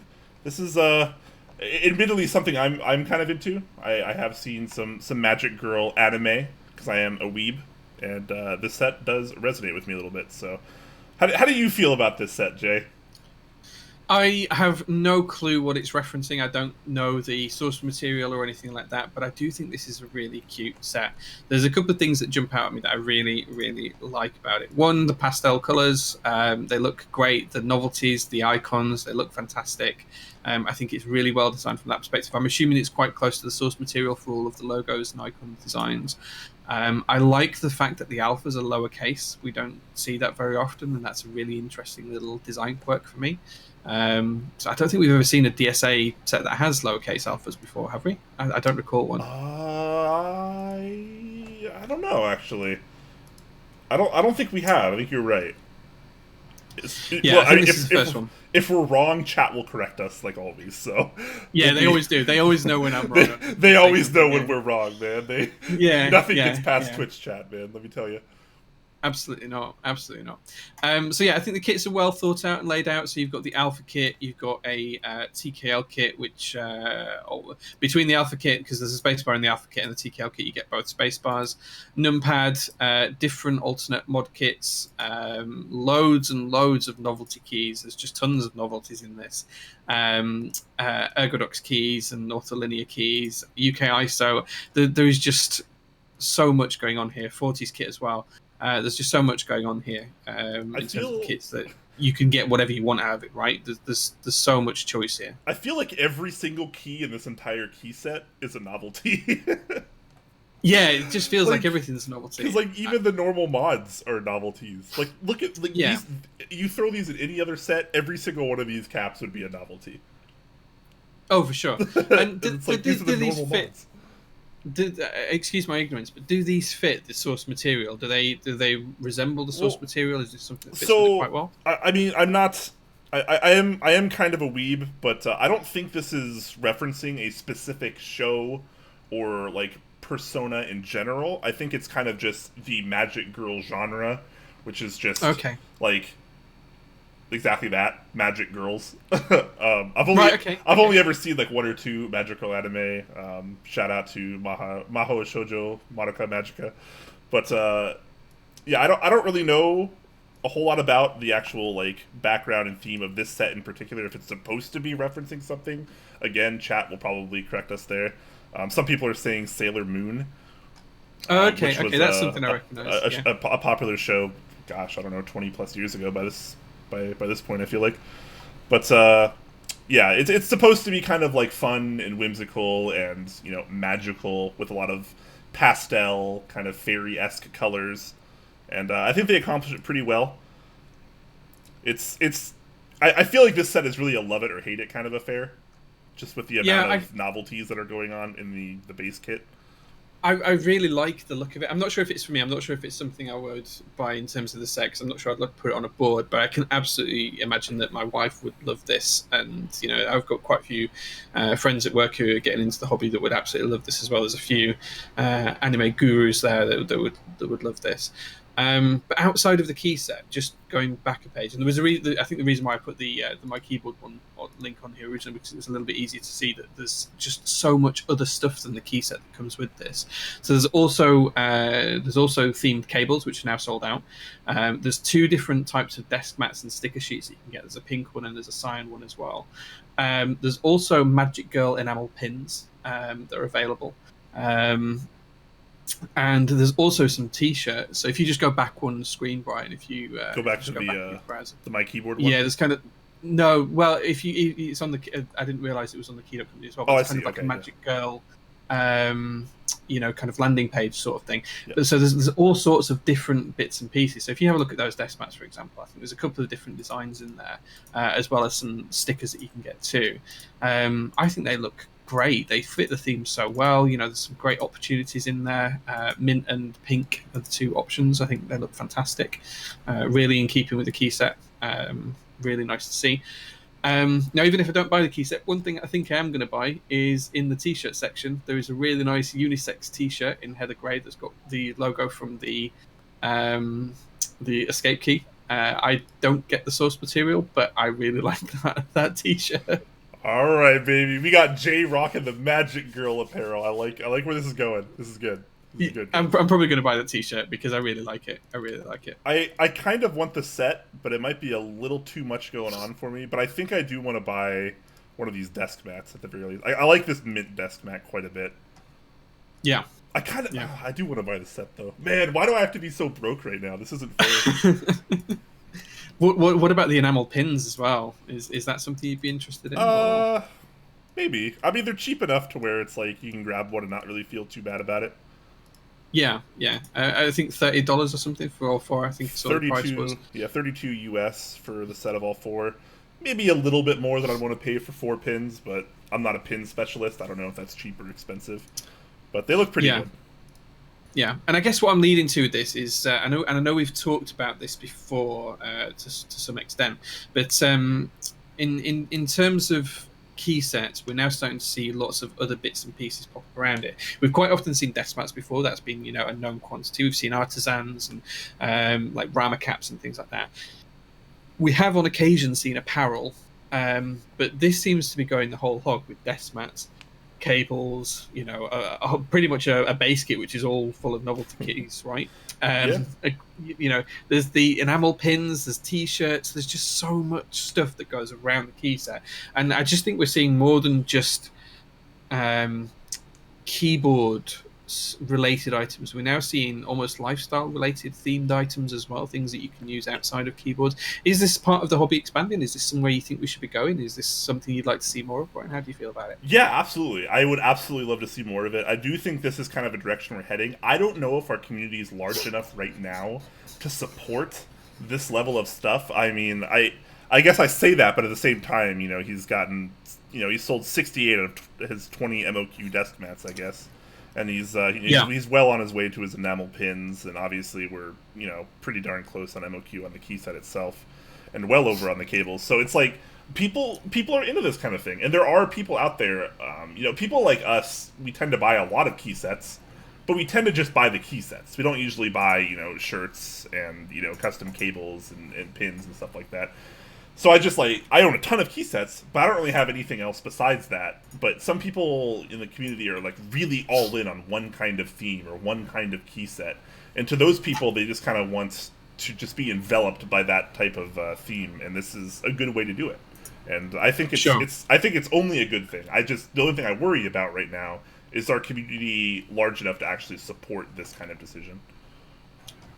Yeah, and that was kind of where I was leading to. I guess because key sets aren't exactly cheap commodity items. I know we tend to see a lot of them in the community, and we're kind of at a position now where the community can support a lot of key sets running in parallel. But they aren't cheap. A lot of people probably buy 1 or 2 key sets a year in the hobby. It's not something where people tend to buy a key set every month. And is the community at a stage where it's large enough that people can buy all of these additional things and items around the key set that support their love of the theme and support the vendors, and still keep on everything meeting MOQ? It is interesting. Yeah, and there are people out there. Just look at Sushi in chat. He goes all in on like every key set he buys, desk pads and pins, and and cables. And, like there are those people. There is certainly a market for it, and there's no arguing otherwise. Yeah, yeah. The market's there. I guess, is it sustainable? If every key set started to do this, would we start to have a problem? I don't know the answer to that. This is me asking hypotheticals, playing a bit of devil's advocate with it. I don't know what the right answer is. But, no, I mean, that's our job. We're supposed to discuss what's going on as opposed to just like we can state facts about the products that we talk about all day and night, and obviously we try to do that. But a lot of this is try to get our interaction here and the chat's interaction to see like what you guys actually are into. And like what we can do to actually further the community and what's good and what's right and what's wrong and etc. So this is very much a discussion as much as anything else. Yeah, yeah. Just while we're waiting, just big shout out to Japanese Horror Writer for the 1,000 bits. Thank you very much, dude. And also thank you very much to Langalandia from converting from a Twitch Prime sub to a Tier 1 sub. Thank you, we appreciate that. And Talisman as well with 10 Tier 1 subs as well. That's 162 gift subs now, which is absolutely huge. So thank you very much for that, man. And well done to everyone who got a free sub from that as well. So thank you, dude. Thank you genuinely, we really appreciate that. Thank you. That is very kind of you guys. Thank you so much. Also, shout out to Kelly87. He did sub earlier, and I think we might have missed it. Oh, I apologize, but it's only Kelly. It's it's only Kelly. Just kidding. We love you, Kelly. It's good. We do. I just like to write him up. We're good. All right. But yeah, back the to only thing I wanted to say about DSA Magic Girl is, and I can't find the link. I was trying to find it before the show, but Salvan, who is one of the CNC milling gurus here in Europe, has actually done an artisan for this that he's milled. I will try and find that and paste it into chat at some point during the show. But if someone can find that on Instagram, then do go and have a look at that, because that's really interesting as well. If anyone's into this set, that might be something you want to consider too. Very, very nice. So, shout out to Jason. The new site looks good, and DSA Magic Girl also looking very nice. I like where this is headed. I'm gonna hopefully I'll probably have to pick this up on the aftermarket, sadly. Except for the desk mat. I'm gonna pick up a desk mat after the stream today. But okay, someone actually just posted it, a picture of the Instagram in chat. So, yes, my excellent. golly gee. How nice is that? It's such a great keycap. That is really good. Yeah. Wow. I was super impressed with it when I saw it the other day, and I did mean to try and put the link into the document. I completely forgot about it, and then I couldn't find it after that. But yeah, I was really impressed with it, and it just looks fantastic. I've got a real big thing for that logo. I don't know what the logo is or signifies or means or anything like that, but I really like that design. I think it's just like supposed to be like an alchemy circle kind of like structure for magic. I don't think it really means necessarily anything. Where do you buy this? So this was on Salvan's Instagram, and I think it's just a one of one at the minute. I think he was doing to see if there was any opportunity to try and sell these. I don't know.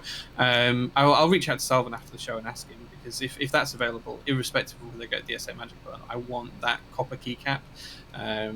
Copper with that etched laser logo looks just so good. Just looks really good. Starstone is saying there is an interest check, but it will be expensive.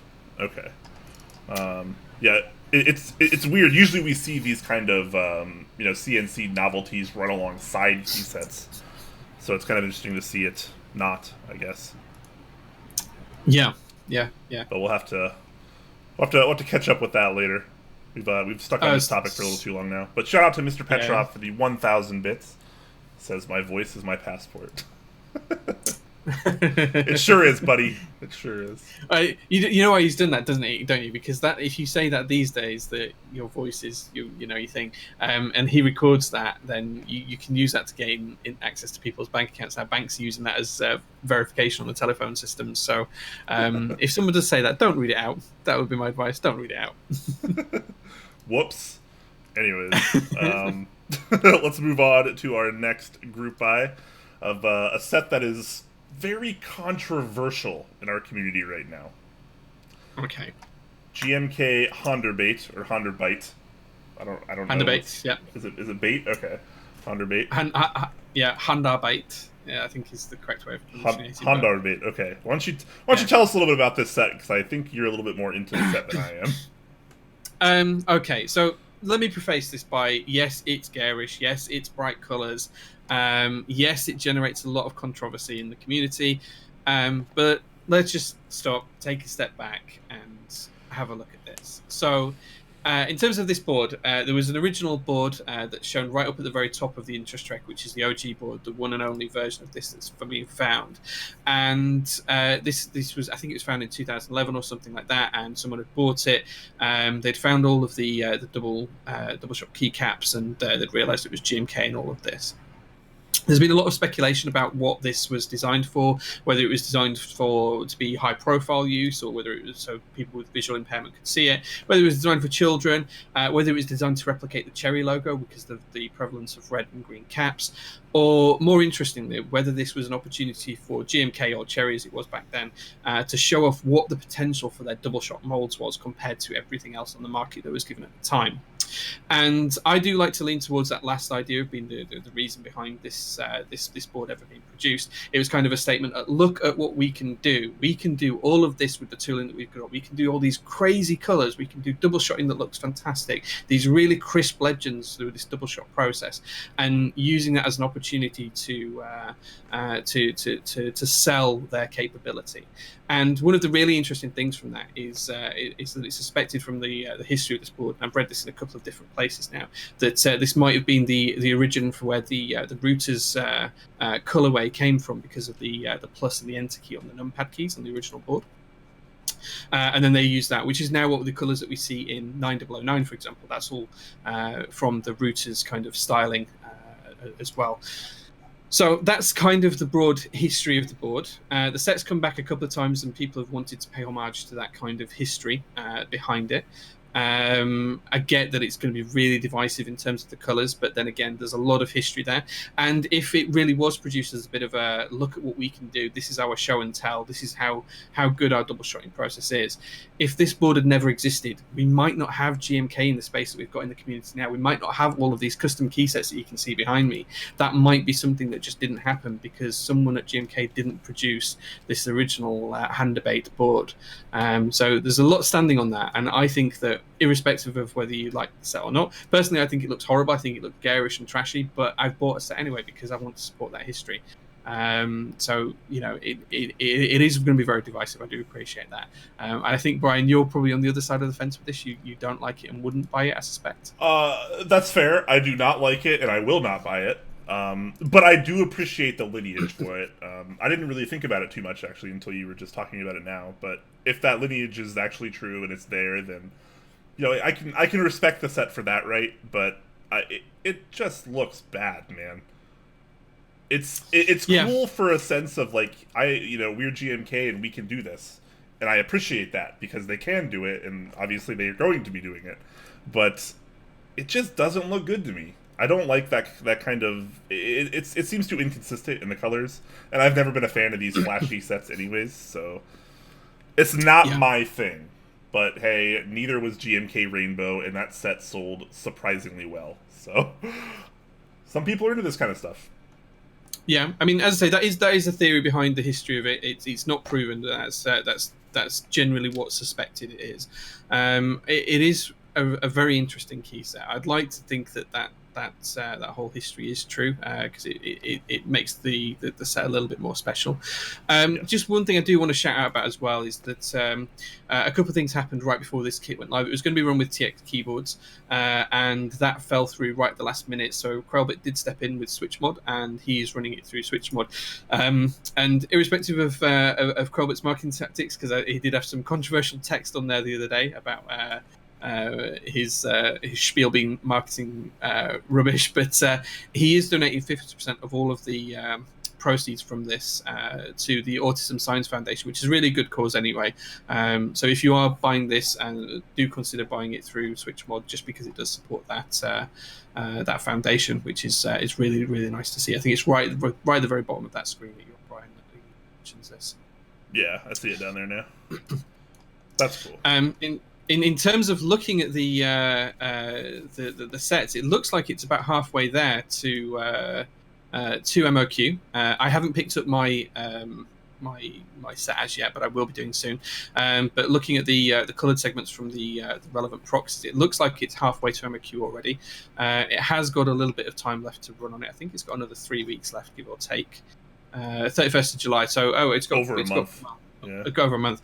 I'm fairly confident that this will make it to MOQ. This is basically a 5-week group buy, so pretty long. And the MOQ is only 150 because despite how flashy this set is, it is all using stock colors. Yeah, so, yeah. Pretty simple there. Really not too hard to hit 150 MOQ. I feel like with the amount of time they have left, it'll probably happen. I don't think that's going to be a problem. Yeah, yeah. Interestingly, is a key set that actually uses some front pad printing as well, which I haven't seen for quite a while on a lot of key sets. So you might not be able to see this, Brian, but on the print screen, scroll lock and pause keys, or specifically the print screen and pause keys, there is some front text as well, saying print screen and system requirements, and then pause and break, which is a traditional one as well. So there's some front printed text as well on there. But just doing the usual thing that we do, I know we've not talked about this, but if you are interested in this key set, there is a lot of compatibility here in the base kit, which is partially why the price is so high. So you've got the full TKL set, you've got your numpad, you've got UK ISO. There is some minimal support for 40% in there with a lot of 1U keys.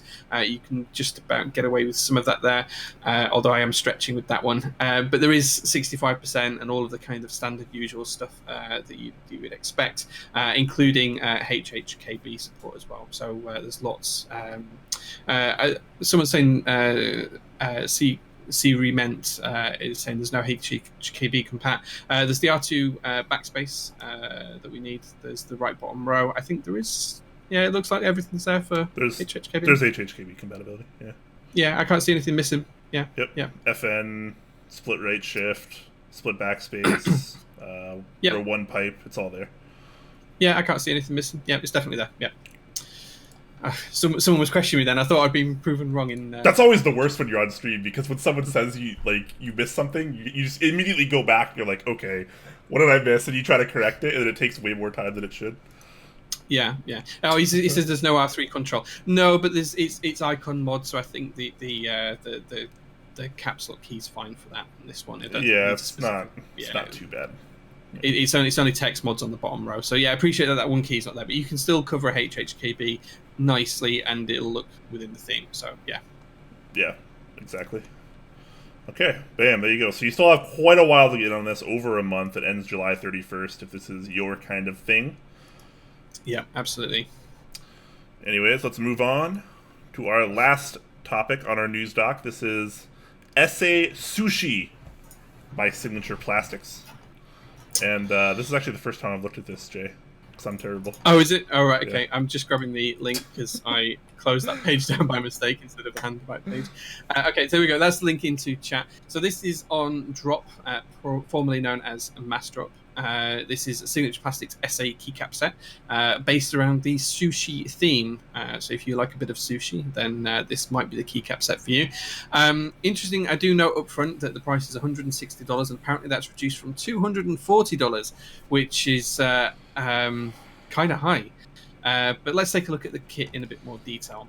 So looking at the base kit, it has TKL support and 60% support for ANSI.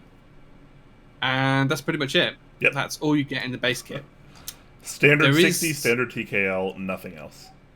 Yeah, for $160. Now, there is an additional kit as well, in terms of, well, there's a couple of additional kits. You've got a numpad kit if you do want that as well. There's an alternate color kit, which gives you some different modifier keys. There is a compatibility type kit that gives you a few different keys. So it'll give you 65% support, step caps lock, 7U bottom row. Sangon HHKB and Sangon support basically, and pretty much nothing else after that. Yeah. So there's very, very limited support even if you start to buy the additional kits. But then we get onto the novelties, which are kind of cute. I do really like a lot of these novelties. I think they fit the theme really well and they look great. The bowl full of noodles towards the top pink key is really cool, and the sushi text enters are really nice as well. What do you think to the set overall, Brian? Are you interested in this? Does you think it looks nice or? No, I don't really like it, to be totally honest. The colors, not really for me. The novelties, I'm not really loving. I like some of these one-use sushi caps. I don't see why like the bowl of ramen is sushi inspired here.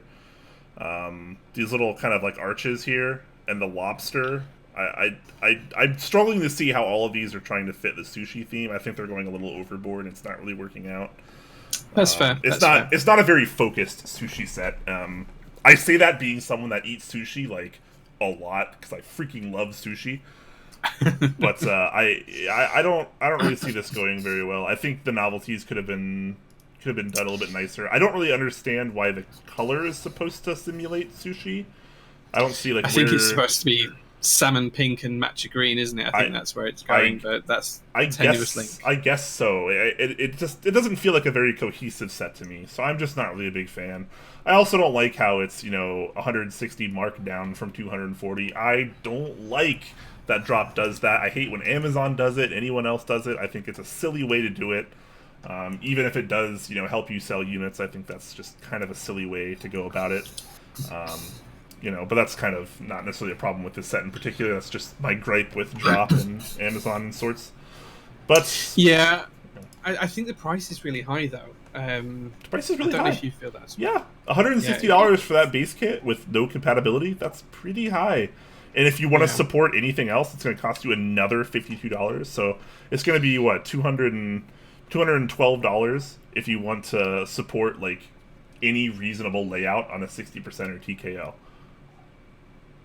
Without it. Yeah. So the price is too high. The theme I feel like is really lost in this colorway, and the novelties just aren't focused enough for me. This would be a hard pass for me if I had a stamp that I just put on screen right now. It'd be a hard pass. Yeah, I think I'd agree. It's not one for me. I'm not keen on it. It's very limited in terms of compatibility and support. There's 4 days left on it, and there's only 2 sold, and need another 23 purchases to make. I assume somehow the MOQ is 25, which might be a reason for the high price. I don't know. I've got a feeling this might not make it to MOQ. Yeah, it probably won't, and I think we all can sit down and write a list of why it won't. So let's just leave it at that. But if you're into it, bam, there it is. There's your sushi essay set. Absolutely. Moving on to things that I actually like, let's talk about our first sponsor, Zeal Generation, where you can find all sorts of nice switches ranging from linear to tactile to silent variants of both of those as well. They're all switches that Jay and I both use quite often, and we both really like and appreciate. So make sure to check those out if you're in the market for those kind of things. You can also check out stabilizers and PCBs, other things of that nature. And if you are going to be buying from Zeal Generation and you want to support TopClack as well, you can use our affiliate link, zealpc.net/TopClack. Doesn't cost you anything extra, but gives us a really nice kickback. So please consider using that when you do purchase from Zeal Generation. Absolutely. Okay. So jumping on to our second sponsor of the day, we have got Novel Keys. So guys, we've already covered this in great detail earlier on, but if you're looking for a great new board, the NK65 might be the one for you.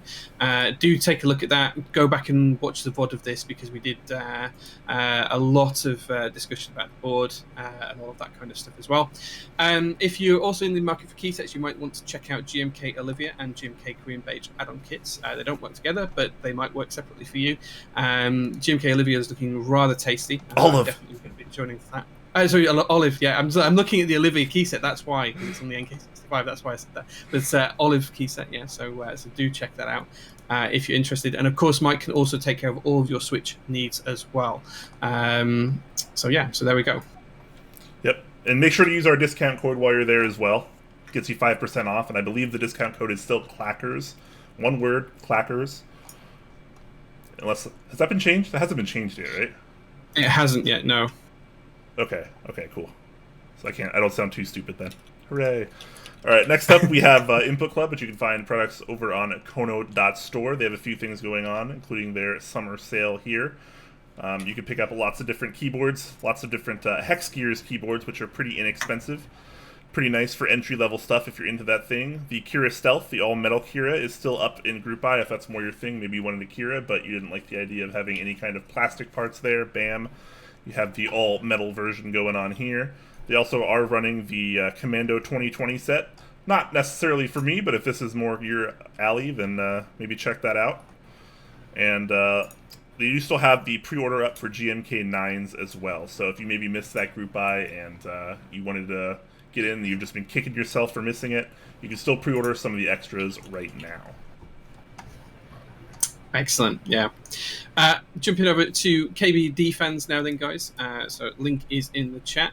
So KBDfans, they don't have any new group buys going on at the moment, but it's always worthwhile shouting out that if you do want one of their entry-level kits, they have some great opportunities here to join the hobby and get stuck in.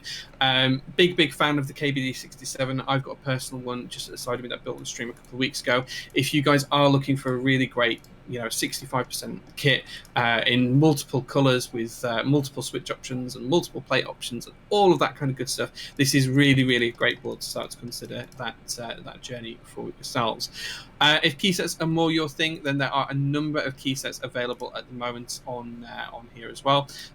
So there's a lot of max key sets. There's a couple of new ones that have been added from a PBT perspective. So you can find pretty much anything on here, guys. There's always different colors and thousands of different choices. Well, not thousands, but loads of different choices. No matter what you want, guys, you're probably going to find something that will suit your needs on KBDfans from a key set perspective. They've also got some recent HHKB Dyson keycap sets as well for the electrical capacitive switches, which looked quite nice in a Honeywell type theme. So I did see those the other day. So guys, feel free to go and check out KBDfans if any of that might take your fancy. Yep, absolutely. Last but not least on our wonderful sponsor list, we have Dixiemech, which you can find via our affiliate link over at dixiemech.com/topclack. He's got a couple things going on right now. He has these new desk mats, which are pretty darn nice. Nice little floral design, or the Home Sweet Home. If you're like me, that's the one I'm using actually right now. I'd show it, but I have to take everything off of it first. And then there's a nice little skull kind of themed one if this is more up your alley. Only $17. Pretty darn cheap. Can't complain too much there. He also does have SA Bliss, which is launching on July 1st, which is that nice kind of cutesy kind of SA set that we talked about, I don't know, 2 or 3 weeks ago now. That's going to be starting up pretty darn soon. I like these novelties are just so freaking cute, man. I really do like these a lot. The fishbowl gets me every freaking time. So make sure to check that out when that launches. And yeah, make sure to use our affiliate link there as well, dixiemech.com/topclack. It helps us out more than you guys know. We appreciate Absolutely. Yeah, fantastic. All right, guys. Just a quick shout out to I Am Me, You Are You, 100 bits. Thank you very much, dude. Really appreciate that. That's really nice. Thank you, dude. Thank you so much. All right, let's move on to our Q&A segment, everyone. So if you guys have questions, hopefully we have some answers for you. Make sure to use the @topclack tag in chat, and that'll help us see the questions a lot easier. Absolutely. There is a question from Luke Helios. It says, has Commando 2020 been on the show? Yeah, we covered it. Was it last week or the week before? I can't recall now, but we definitely covered it. It was last... I'm pretty sure it was last week. Pretty sure. I think it was. Yeah. Sure. Yeah, I think it was. Yeah. Yep. Yeah. Someone did complain that I called it Olive and Olive Olivia instead of Olive. Yes, I apologize. There is a reason for that. I was trying to do that, and whilst Brian was speaking on the Zeal one, today's Nightcaps ETF link came up, and someone was pinging me on Discord to try and get me to enter that. So I was doing that, and I was talking, and I was trying to talk and then present about novelty. So I apologise. But yeah, Man, it is Olive. I thought I did quite well to say that I was doing that. It's a live show, guys. This is a live show. This isn't edited or anything. So mistakes do happen. It is, and I was actually Googling around what Copernicus is to heliocentrism as Ptolemy is to, which was geocentrism, but I had to Google that whilst I was trying to enter the form and listen to Brian and post links and talk about Olive, which is why I did mispronounce it. Yeah, I do apologize. You nailed that sponsor spot if you were also doing that on the side. I'm really really impressed. The guys are talking about it in the artisan chat at the minute that I was lucky to do that. So yeah, so I do need to check actually, see if I get an invoice for an ETF cap. It's been a while since I've won one, so I'm just going to get on my PayPal account now and have that to one side. Also, shout out to I am me, you are you. Not only did he donate 100 bits, but before that, he converted his Twitch Prime sub to a Tier 1 sub. So thank you very much for that. Oh wow, thank you, man. Thank you. Yeah. Heck yes. Fireworms asking opinions on Skies / Otebu Silent. I'm gonna be honest. I thought the Skies were kind of a fail. I didn't like them at all. Mine were a little too scratchy. They were way too wobbly. Even after lubing and retooling, they just weren't for me. I thought they looked really nice, though. I liked the color on the sky housing. I haven't tried the Otemu Silent at all, but I've heard they're okay. I don't know. Yeah, they're mediocre switches at best, is my view on them. I think there are better options out there, which is a shame because I liked that Utemu were trying to do new things in the community and they were doing all sorts of different bits and pieces. So, you know, it is just one of those things, but yeah. Yeah, that is how it goes. Blue Note asking, recommended lube for Holy Pandas. I get this question all the time, actually. My recommended lube is something kind of in the middle ground, not too thick, not too thin. I like the Tribusys 3203. You could also check out the Cristo Lube 111. MCG 111. I think that one works pretty well too. I don't like anything too thick because you really don't want to cover up that bump. You know, also be careful of over lubing. But yeah, that's going to be my recommendation there. Yeah, I've been enjoying 3203 on them recently. Yeah, that was what I put on my last ones, which was quite nice. I'd gone with thicker lubes previously, but yeah, I quite enjoyed that. So yeah. Yeah, definitely. Any new switches we should be looking for, which is El Pepe 21. Yeah, where have I put them? Somewhere. I can't find them now. But I have got the new inks. The red ones are great if you're interested in that kind of thing.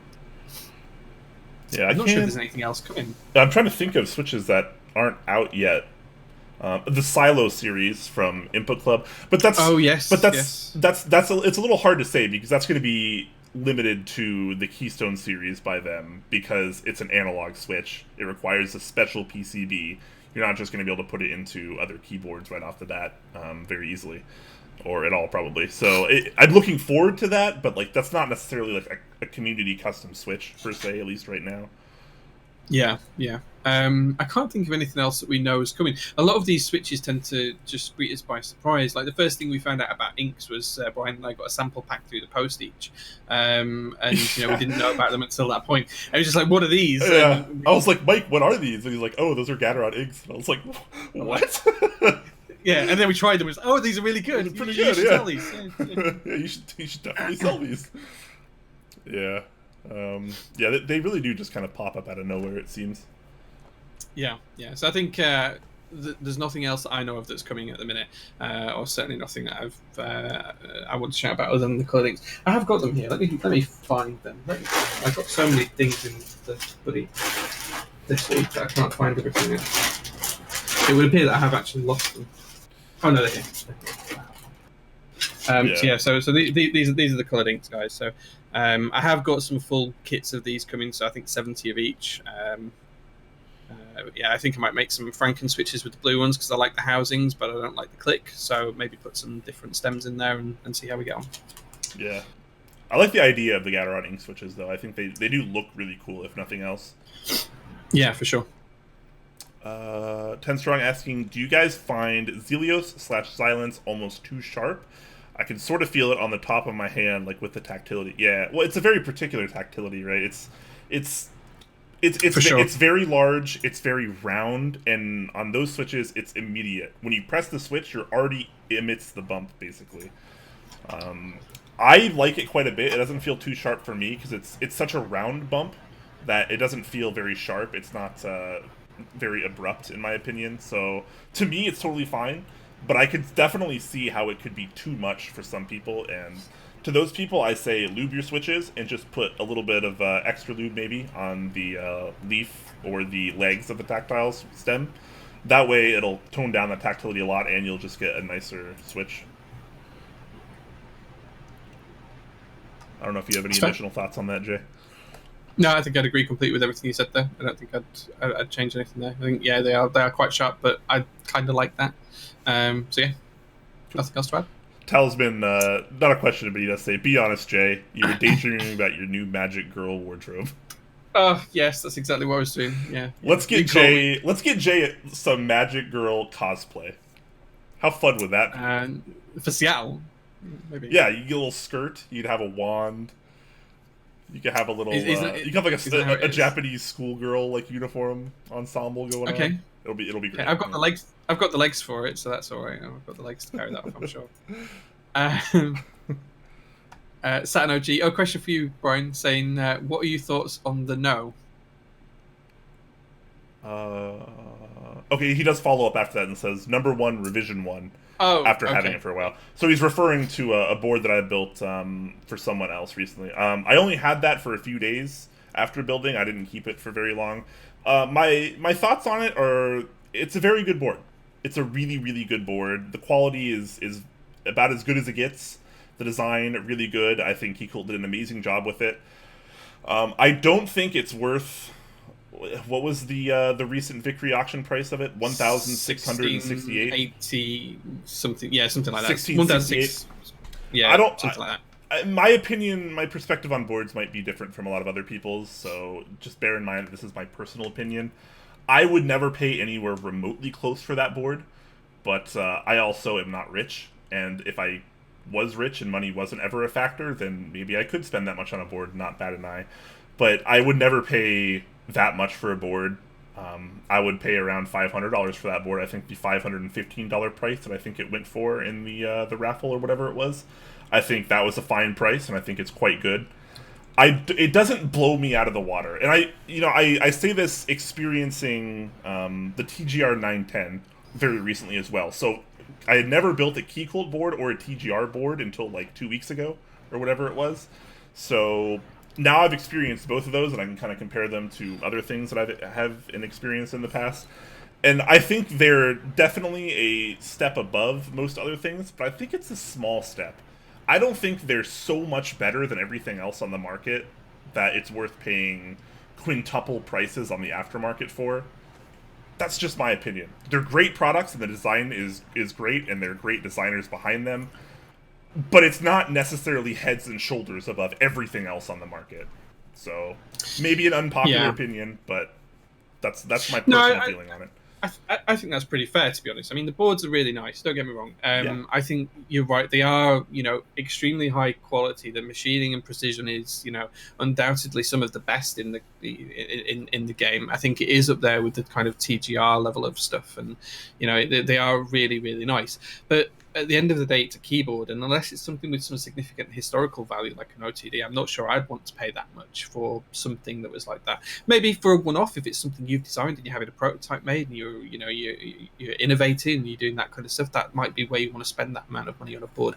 But for me, $1,600, $1,700 is a little bit too much for something that's sold just 10 days before for $515. I'm not sure I'd want to be paying that kind of price. And I get that the Victory auction isn't for everyone. It's for those people who do want to spend a little bit more money, or are really sad that they've missed out on the actual raffle, and they have the money to spend. And it's not just about the money. I mean, guys, I spend a fair bit in the community. I buy a few things. It's not necessarily about the money for me. It's more about whether I feel like I'm getting the right value from something as to whether I pay that kind of price for it. And I kind of side with Brian on this. I'm not sure I would get the value. As much as I love the Keycap boards, I've built a couple of number one boards now. I still do want a number one TKL, but I want the original run, not the revision one. So I'm still on the lookout for one of those. And Nebula, I'm hoping we can do a deal at some point. I know you keep teasing me with that. But I think that $1,600, $1,700, that's just too much for me. That's just too much for that particular board for me. I'd like to be thinking I was getting something with historical value, something that was really rare at that point. I mean, I think there was 50 or so of these sold in group buy just the week before on a first come first serve basis. So, it's not like it's particularly elite in terms of its availability. There's quite a lot of them out there. And this goes for other boards as well. Like I've got a Jane CE V2 coming. I absolutely think that board's worth $500-600, whatever it cost me to buy it. But I don't think it's worth the $3,500 that I've seen them up for on MechMacket, or $2,000 is what the average sell for. I think that's extreme amounts of money for something. But that's my personal view. If someone's got that money and is happy to spend that, then Exactly. that's entirely their view. And I don't want to take anything away from that. This is, free community, free economy. If someone wants to pay that, then that's entirely up to them. And that's the point of the victory auctions, effectively. People can pay what they want to pay rather than paying a set price.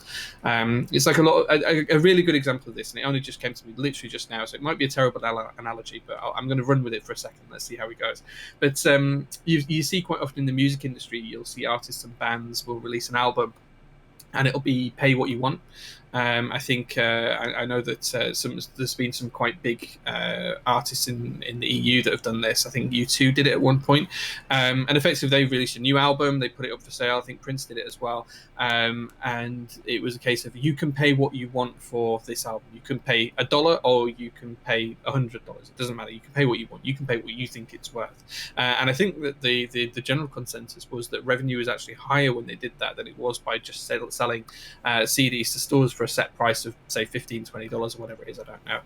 It's a long time since I bought a CD, I'll be honest, but I think that actually generated more revenue in the long term than it did in the previous model of having a set recommended retail price. So I can appreciate that there is the opportunity for these victory auctions and things like that, but the power is in your hands on this, guys. If you aren't comfortable spending that price, then you don't have to spend that amount of money. But don't knock other people for making those decisions. That's their money and their choice and their decisions. And just because you don't agree doesn't make them wrong, because we're making personal decisions based on personal circumstances and personal feelings. There's no right or wrong answer at the end of that. So just because Brian and I feel a certain way about this, it might be that Brian's limit's higher than what mine is, or my limit's higher than what Brian's is compared to what we'd spend on something. But there's no right or wrong here. Just because certain people see a certain thing a certain way doesn't make your views any less valid. Yeah, I mean, I've spent most of my adult life living paycheck to paycheck. So when I look at a product, whether it's a keyboard or something else, I look at it strictly in terms of dollar, like value, dollar and value amount. Like, what kind of experience am I getting per dollar here, and is that going to be worth it to me? And I do the same for keyboards. And it's funny because I was watching what is their new show called? Keycolt and Wilbur. Is it Rants and Bants? Rants and Bants? Okay, so I was watching episode 2 of their show, and they actually got a question in chat that I think Riot on the Bay of Keycolt answered very, very well. And I'm just gonna sum it up. I'm gonna paraphrase a little bit here. They were asking about just that value in terms of like comparing it to. I think they were comparing it to like a tofu or something from KBDfans, and Riot on the Bay was like, well, yeah, like it's not going to be as value centric as a tofu. Like the tofu is going to be a better value keyboard than a number 1, but that's not why you buy a number 1. So pretty much you just leave it at that. Pretty fair. I think Keycolt boards and TGR boards are probably 2 of the top quality boards in the market right now, and there's not really any denying that. But I don't think it's such a large gap between those boards and maybe like the tier 2 boards that warrant paying $700, $800, $900, $1,600, $3,500. I think that's just too much. Yeah. One of the, and I know we're digressing here, but one of the interesting things, we were discussing this in the Discord the other day, and for those of you who didn't see the chat in Discord, there was a couple of interesting things that came out of it. The first thing was that someone asked me about the JL1 group buy, and would I consider doing something like a victory auction or anything like that for the boards going forward. First of all, let me get this straight. I'm not a traditional maker. I do boards for myself, and if other people want them, I'll make a really limited number for them. It's not to be exclusive or anything else like that. It's just I don't want to be a vendor or anything like that. That's not what I'm doing it for. I'm doing it for me mainly, and if other people like that, then that's great. For me, I would never do that, and I don't sell things for profit like the J1 group buy. I'm not running it for profit. It's literally at cost. So the 15 people that have joined that, they're getting the boards for what it costs me. There's no money for my time or anything involved. It's literally whatever the manufacturer charges me for the individual parts. That's what they pay for their particular Aren't share. you losing money on that group buy? Yeah, about $2,000, but yeah, well, that's a different story.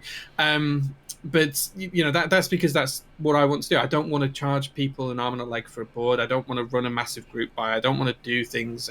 I'm not in the hobby to make money. That's not why I'm here personally. Other people are. We've got vendors and everything else. They're here to make money. That's fine.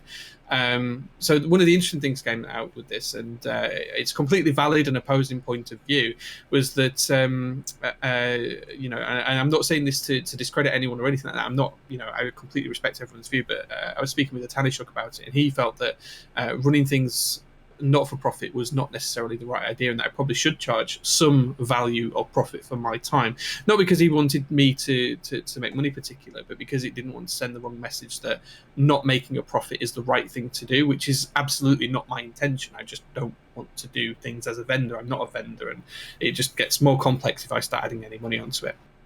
So his view was that someone doing something without profit on there was not necessarily setting the right kind of inspiration for other people, and it was setting different expectations for people in the community, which is a completely interesting point of view. I'd never thought of it like that. I thought I was just trying to do some friends a favor, trying to give them something that I'd worked really hard and was really proud of for a great price, and I hadn't considered that particular aspect of it. So it's interesting that we generated these types of debates through that kind of through the challenges we're seeing in the community. So through all this new stuff that people are trying in the community, it is challenging people's perceptions and how we feel about things. So I just thought it was interesting as an aside that it's given us those challenges. So, which is never a bad thing. It's always good to have discussion.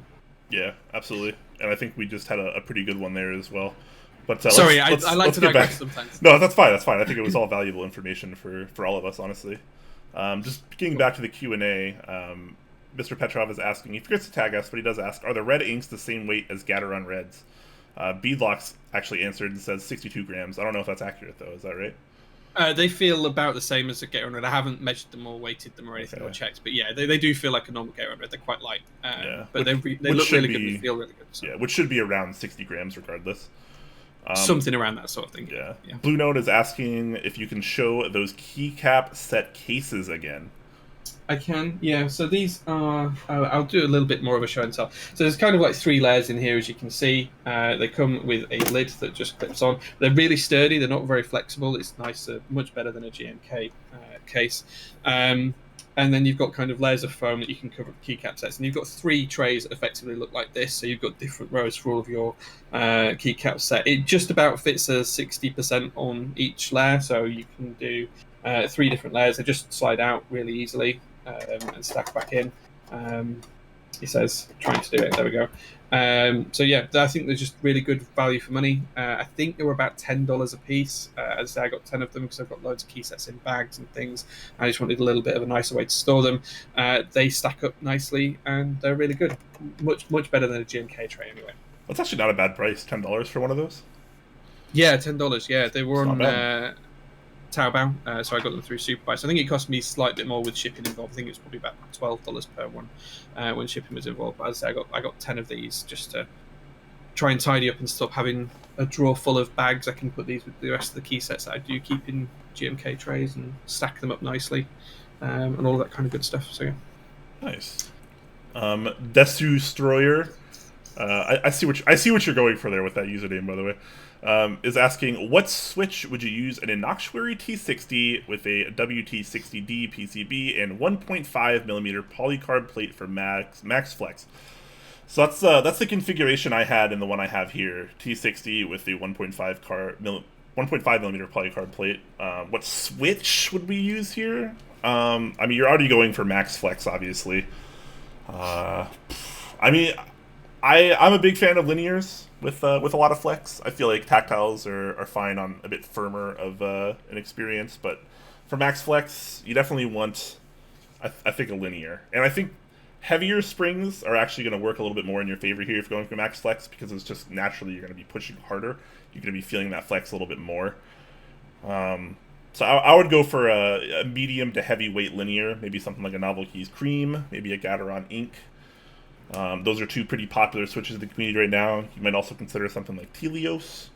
Or if maybe you're trying to save money, you just want something a little bit on the cheap side, you can maybe head over to Novel Keys and pick up some Gateron Reds or Gateron Black, something with the milky top, black bottom like Jay is showing off now. Those are pretty darn inexpensive. I think they're like under 30 cents a switch. They're somewhere so in that cheap range. It's very cheap. Inexpensive, and they're pretty good switches, especially after you lube them. Back to your value for money question. As much as I love the ink switches, value for money, that's right there. Yeah, exactly. Fazza does sub with Twitch Prime for 10 months. Thank you very much for that. And an anonymous gifter has gifted a tier 1 sub to Cirament. An anonymous gifter. Wow. Wow. We got a gifting ghost. I like the Twitch icon for the anonymous gifters. It's like a little ghost with eyes. Oh yeah, I've not seen that before. I'm looking at that now. Yeah, I like that. That's cool. That's pretty cute. Yeah, nice. Very nice. 10 Strong is asking, can I get a monochrome tease before the buy ends? Monochrome tease? What are we talking about? Monochrome tease. Can I get a monochrome tease before the buy ends? I don't know what we're talking about here. I'm sorry. Does he mean GMK monochrome? I don't have it to hand. Well, sorry. That set already ran, didn't? That set already ran. Yeah. I'm not quite sure what set you mean. Sorry. If you post back and tell us which set you mean. If it's Shoko, I have it here. If that's what you mean. If you're waiting for extras of Shoko, that's here. Which is, to be honest, it's really lovely. It is really nice. If you didn't mean that, I'm not sure what you meant. But if you post up and we've got it, then if it's something I can grab hold of quickly, then I will show it gladly. Oh, unless you meant Oblivion, because that's just about to end, isn't it? I don't know, man. I'm going to move on to the next question, though, just to try to speed things up, because we still have a few questions left. Sure, go. Mr. Petrov is asking, how do you decide whether to break in switches before use, and if you do, how do you decide how long to break them in for ballpark? So we get this question a lot, too. I generally will break in based on what switch it is. I feel like, for example, Zeal switches require very little to no break-in versus, let's say, a Cherry MX switch or a lot of other Gateron switches, which I would prefer to break in for 1, 2, maybe even 3 weeks of very heavy use. Make sure you kind of rotate your switches around. I use a hot swap board. I have a board specifically for breaking in switches. Just a Tofu win key list, the integrated plate, hot swap PCB, really, really easy. You just put switches in there, type on it for a few days, then take them back out, mix them around, type on it for a few more days. Rotate your switches, because obviously you do have keys you're going to use way more often than others. Yep. I do exactly the same. Yeah, switch them around. So I will usually do it for 2 weeks. I'll have a week where I have the switches on the alphas on my workboard, and then I'll take those switches out. I'll move the mods in, so the keys that I use more frequently. So, for example, the escape key doesn't get much use when I've got that key on the mod. So I'll move that to, say, the E or the A, which is a key that gets tapped repeatedly. And I'll just kind of switch them over like that, and then I'll filter the rest of the switches out. But then I'll do another week of using them as well. And actually, Mr. Petrov, this might be part of the reason why we had a bit of a different experience with the creams quite recently, because I broke my creams in for 2 weeks, and then I lubed them with the PTFE powder. I think if you've got yours and not broken them in and then lubed them, that might be why we had a different experience with that.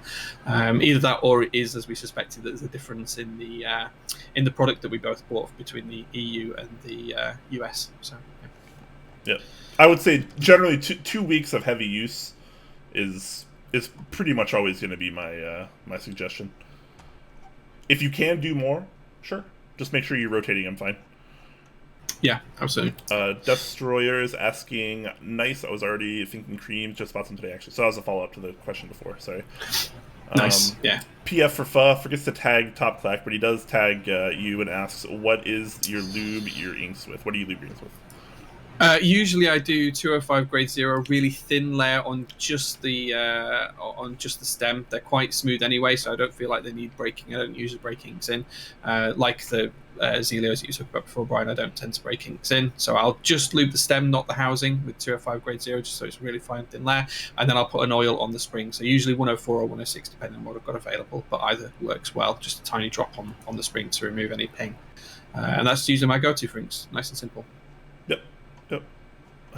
El Pepe is asking, hey, any y'all have a half plate board? How we feel about it? Got any you can show off, show and tell? I don't have any half plate boards actually at the moment.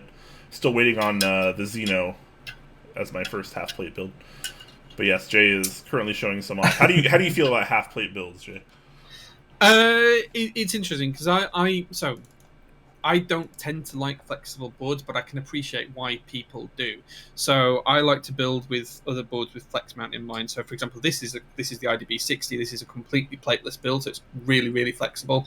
I mean, this thing is insane when you're typing on it. It's crazy. But I can, whilst I don't necessarily like that as my type of feel, I can appreciate how other people like it, and I can appreciate, and I can describe the feeling very well. It's like if you don't like a food, you can explain and describe what the food tastes like. Just because you don't like it doesn't change your opinion in terms of or your ability to give a review of it. So let's say to speak. So I've got a couple of half plate options for this, which is the Prophet. I'll be building this on Sunday. So if you want some more thoughts on that, I can go into a bit more detail around the reasons why half plates exist and all of that kind of stuff on the stream on Sunday. But yeah, we can talk about that. It's probably a longer topic than what I'd like to do in a Q&A. But we can definitely talk about that on Sunday, or you can catch it on the VOD because I'm sure to talk about it anyway when we build with this super flexible plate. I'm really interested to see that plate. Yeah, for sure. Yeah, it's going to be a really interesting build because the whole PCB is really, really flexible as well. I mean, this is a spare PCB, and you can see here just how much flex that's got in it. That's just from light pressure, it's bending quite significantly.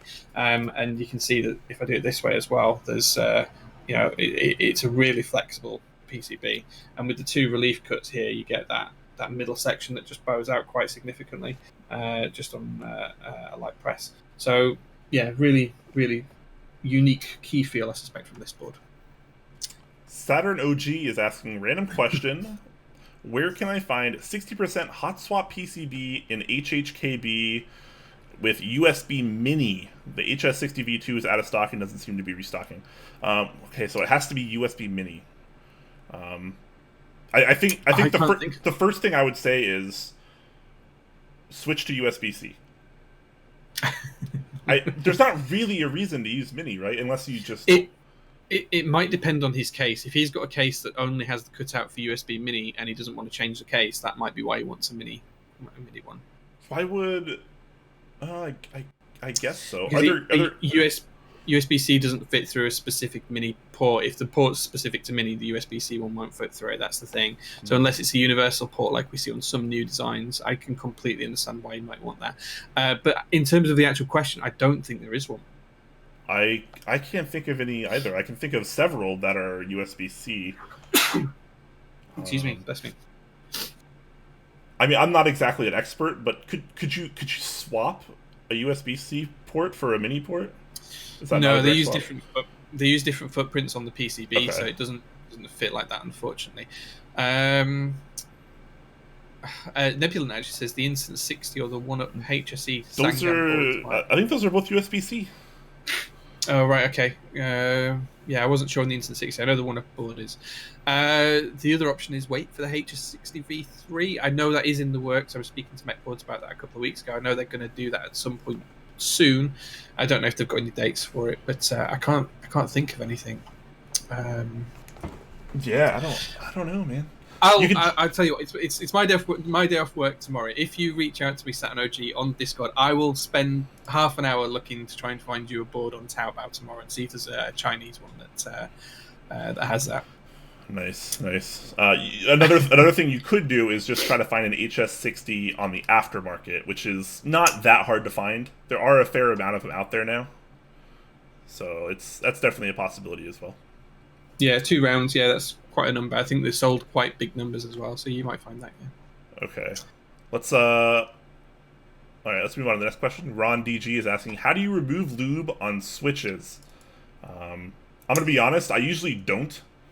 Just because I don't usually have issues with my lube jobs. I guess I've never bought like lube switches from someone and disliked them enough to like re-lube them, I guess you could say. So I don't.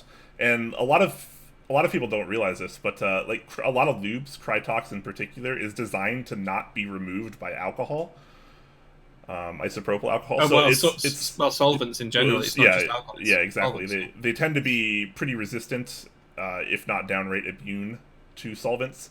So Yeah. it's kind of tough. You actually have to like break every part down and like wash it basically, until it's absolutely clean, and then start from scratch. That's way more work than I'm willing to do. I feel like I'll just pay the extra couple dollars, get new switches, and just re-lube them or something. That's usually my plan of action. I mean, I've bought some boards on the aftermarket that have had switches that I've not liked, that have had other people's lube jobs in. I've genuinely done what you suggested there, Brian. Just take the switches out, get rid of them, and lube my own, and then put my own in. Now, that being said, I have had a couple of times had some switches that are slightly rarer. So some Alps Browns, for example, that have been lubed terribly by someone. So I had to clean those and re-lube them myself, because they're a rare switch. You can't just get hold of 90 Brown Alps very easily, particularly. It's quite difficult to do sometimes. Now, removing the lubes, as Brian said, it's designed not to be removed. It's designed to be there and stay there, because that's generally the application for it. A lot of Krytox lubes are used in scuba diving equipment and things like that, so you don't want the seals to break under water pressure or anything else. Now, what you can do to get some of it off is first of all get something like some tissue, some cotton pads on sticks and things like that, and try and scrape off as much of the visible lube as you can. The second thing that you can do is then get an ultrasonic cleaner with some specific ultrasonic cleaning fluid, not just distilled water, but some specific ultrasonic cleaning fluid. You pop the big switch parts in there, you leave it on the ultrasonic for as long as you can, probably, 10 hours or so, something like that. Take them out, dry them off, change the fluid in your ultrasonic for some distilled water, run them through again for another 4 or 5 hours, change the water again and do it again, and just keep going and going and going until you get them as clean as you can. They're never going to be perfect, but that's the only option we've got right now.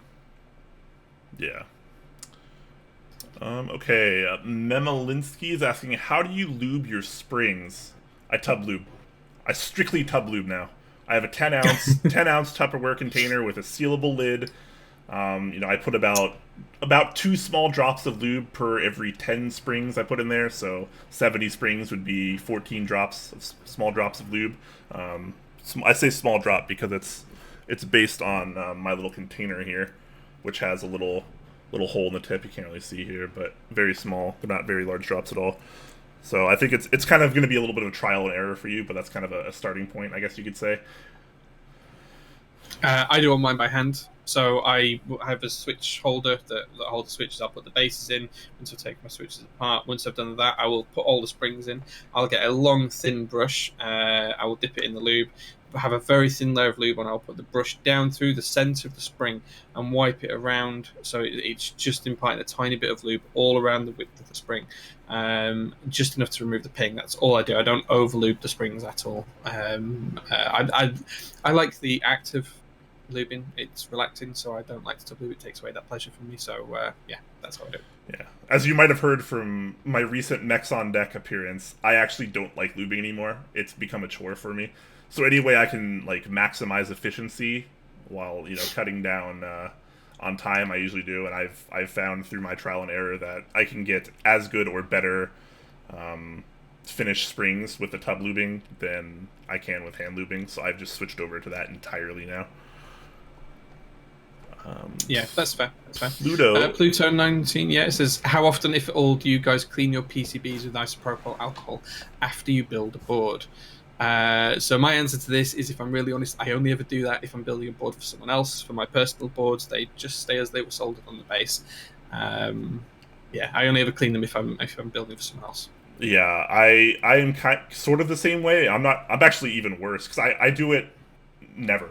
I don't even do it for other people unless they specifically asked me to, and I'll usually charge them like a couple dollars more, just because it's kind of an annoyance. Like I have a toothbrush that I specifically use for cleaning PCBs with alcohol.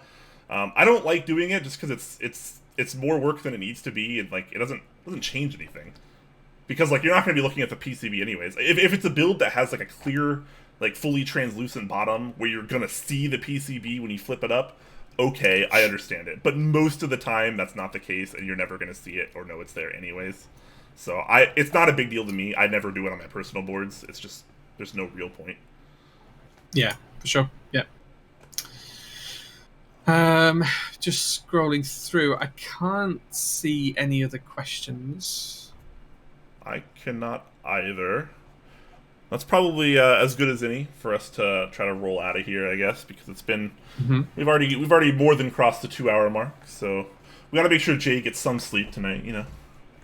Well, it's my non-working day tomorrow. I'm not working tomorrow. I've got the day off, so I'm going to do a few chores and go to the post office. I need to post a few things, work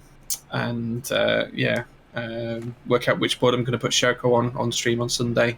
Probably lube my switches for the profit build on Sunday as well. Make sure that's all ready. But yeah, it's just going to be a nice, relaxing day tomorrow. Oh, I tell you what I'm going to do. I'm going to buff the car and polish the car because I've got a new orbital buffer tool in the post the other day, which was really exciting for me. Non-keyboard related, but other hobby related. So I was really excited about that. And I've got all some pads and some clay bars and some different bits and pieces. So I'm really excited and looking forward to doing that. So as long as the weather holds out nice, it'd be great to get out there. Shorts and t-shirt, start buffing the car with my tools. Yeah, it's going to be great. Yeah. Community around here is going to love me for that tomorrow. You have the wife taking pictures of you while you're just buffing your car a little bit there. Well, the wife's at work. Some short shorts. You got like I might do a sleeveless t-shirt. And give us some poses.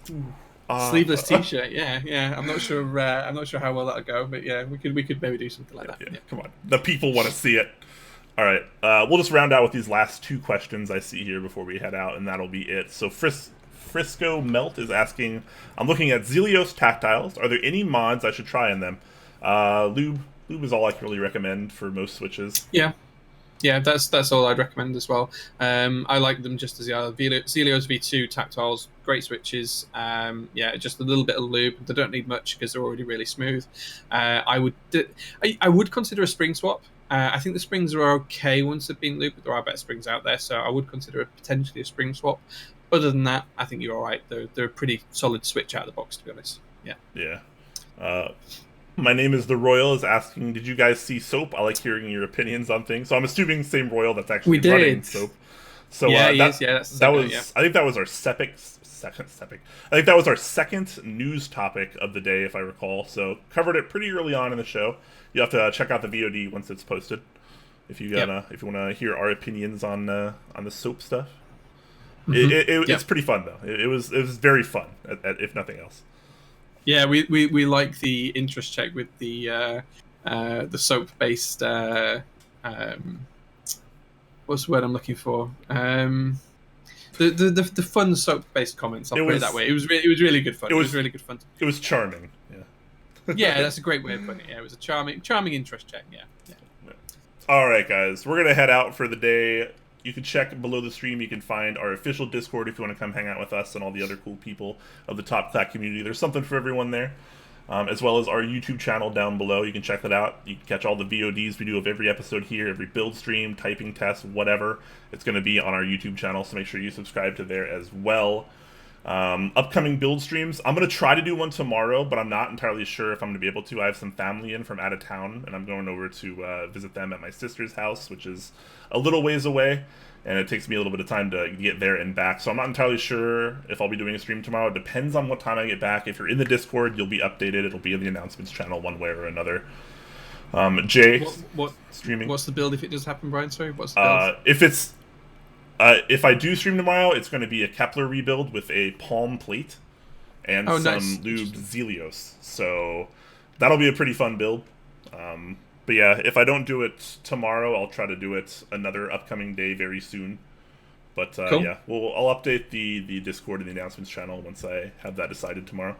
What about you, Jay? Cool. Sounds good. Yeah, I'm going to be building this Prophet in this lovely red colour with the flexible PCB with the nylon plate that I showed you before. I've been looking forward to this board. This is probably one of my most hotly anticipated boards of 2019 so far. I just absolutely love this thing. I'm also going to do some logo infill, colour this in black. So I know a few people have asked how I've done that before, and I did it on the Alice and on a couple of other boards. I posted the pictures on Instagram. So if you do want to check out my method of infilling logos and things like that with acrylic paints, do come and check that out as well. And then the week after, I think it'll be Equinox, because that should be here at the weekend. So hopefully I'll show that off as well on Sunday, and I'll also be putting GMK Shoko on a board and showing that off, because that's quite possibly my new favourite set is Shoko at the minute. I'm Wow. really impressed with how it's come out. Yeah, it's just genuinely lovely. It's such a lovely set. Nice. It's just really nice. All right, guys. Well, look forward to the upcoming build streams. Make sure you join the Discord so you can be notified of all this stuff. And we will see you next time. Have a good night and or day, morning, all of you lovely people. See you later, guys.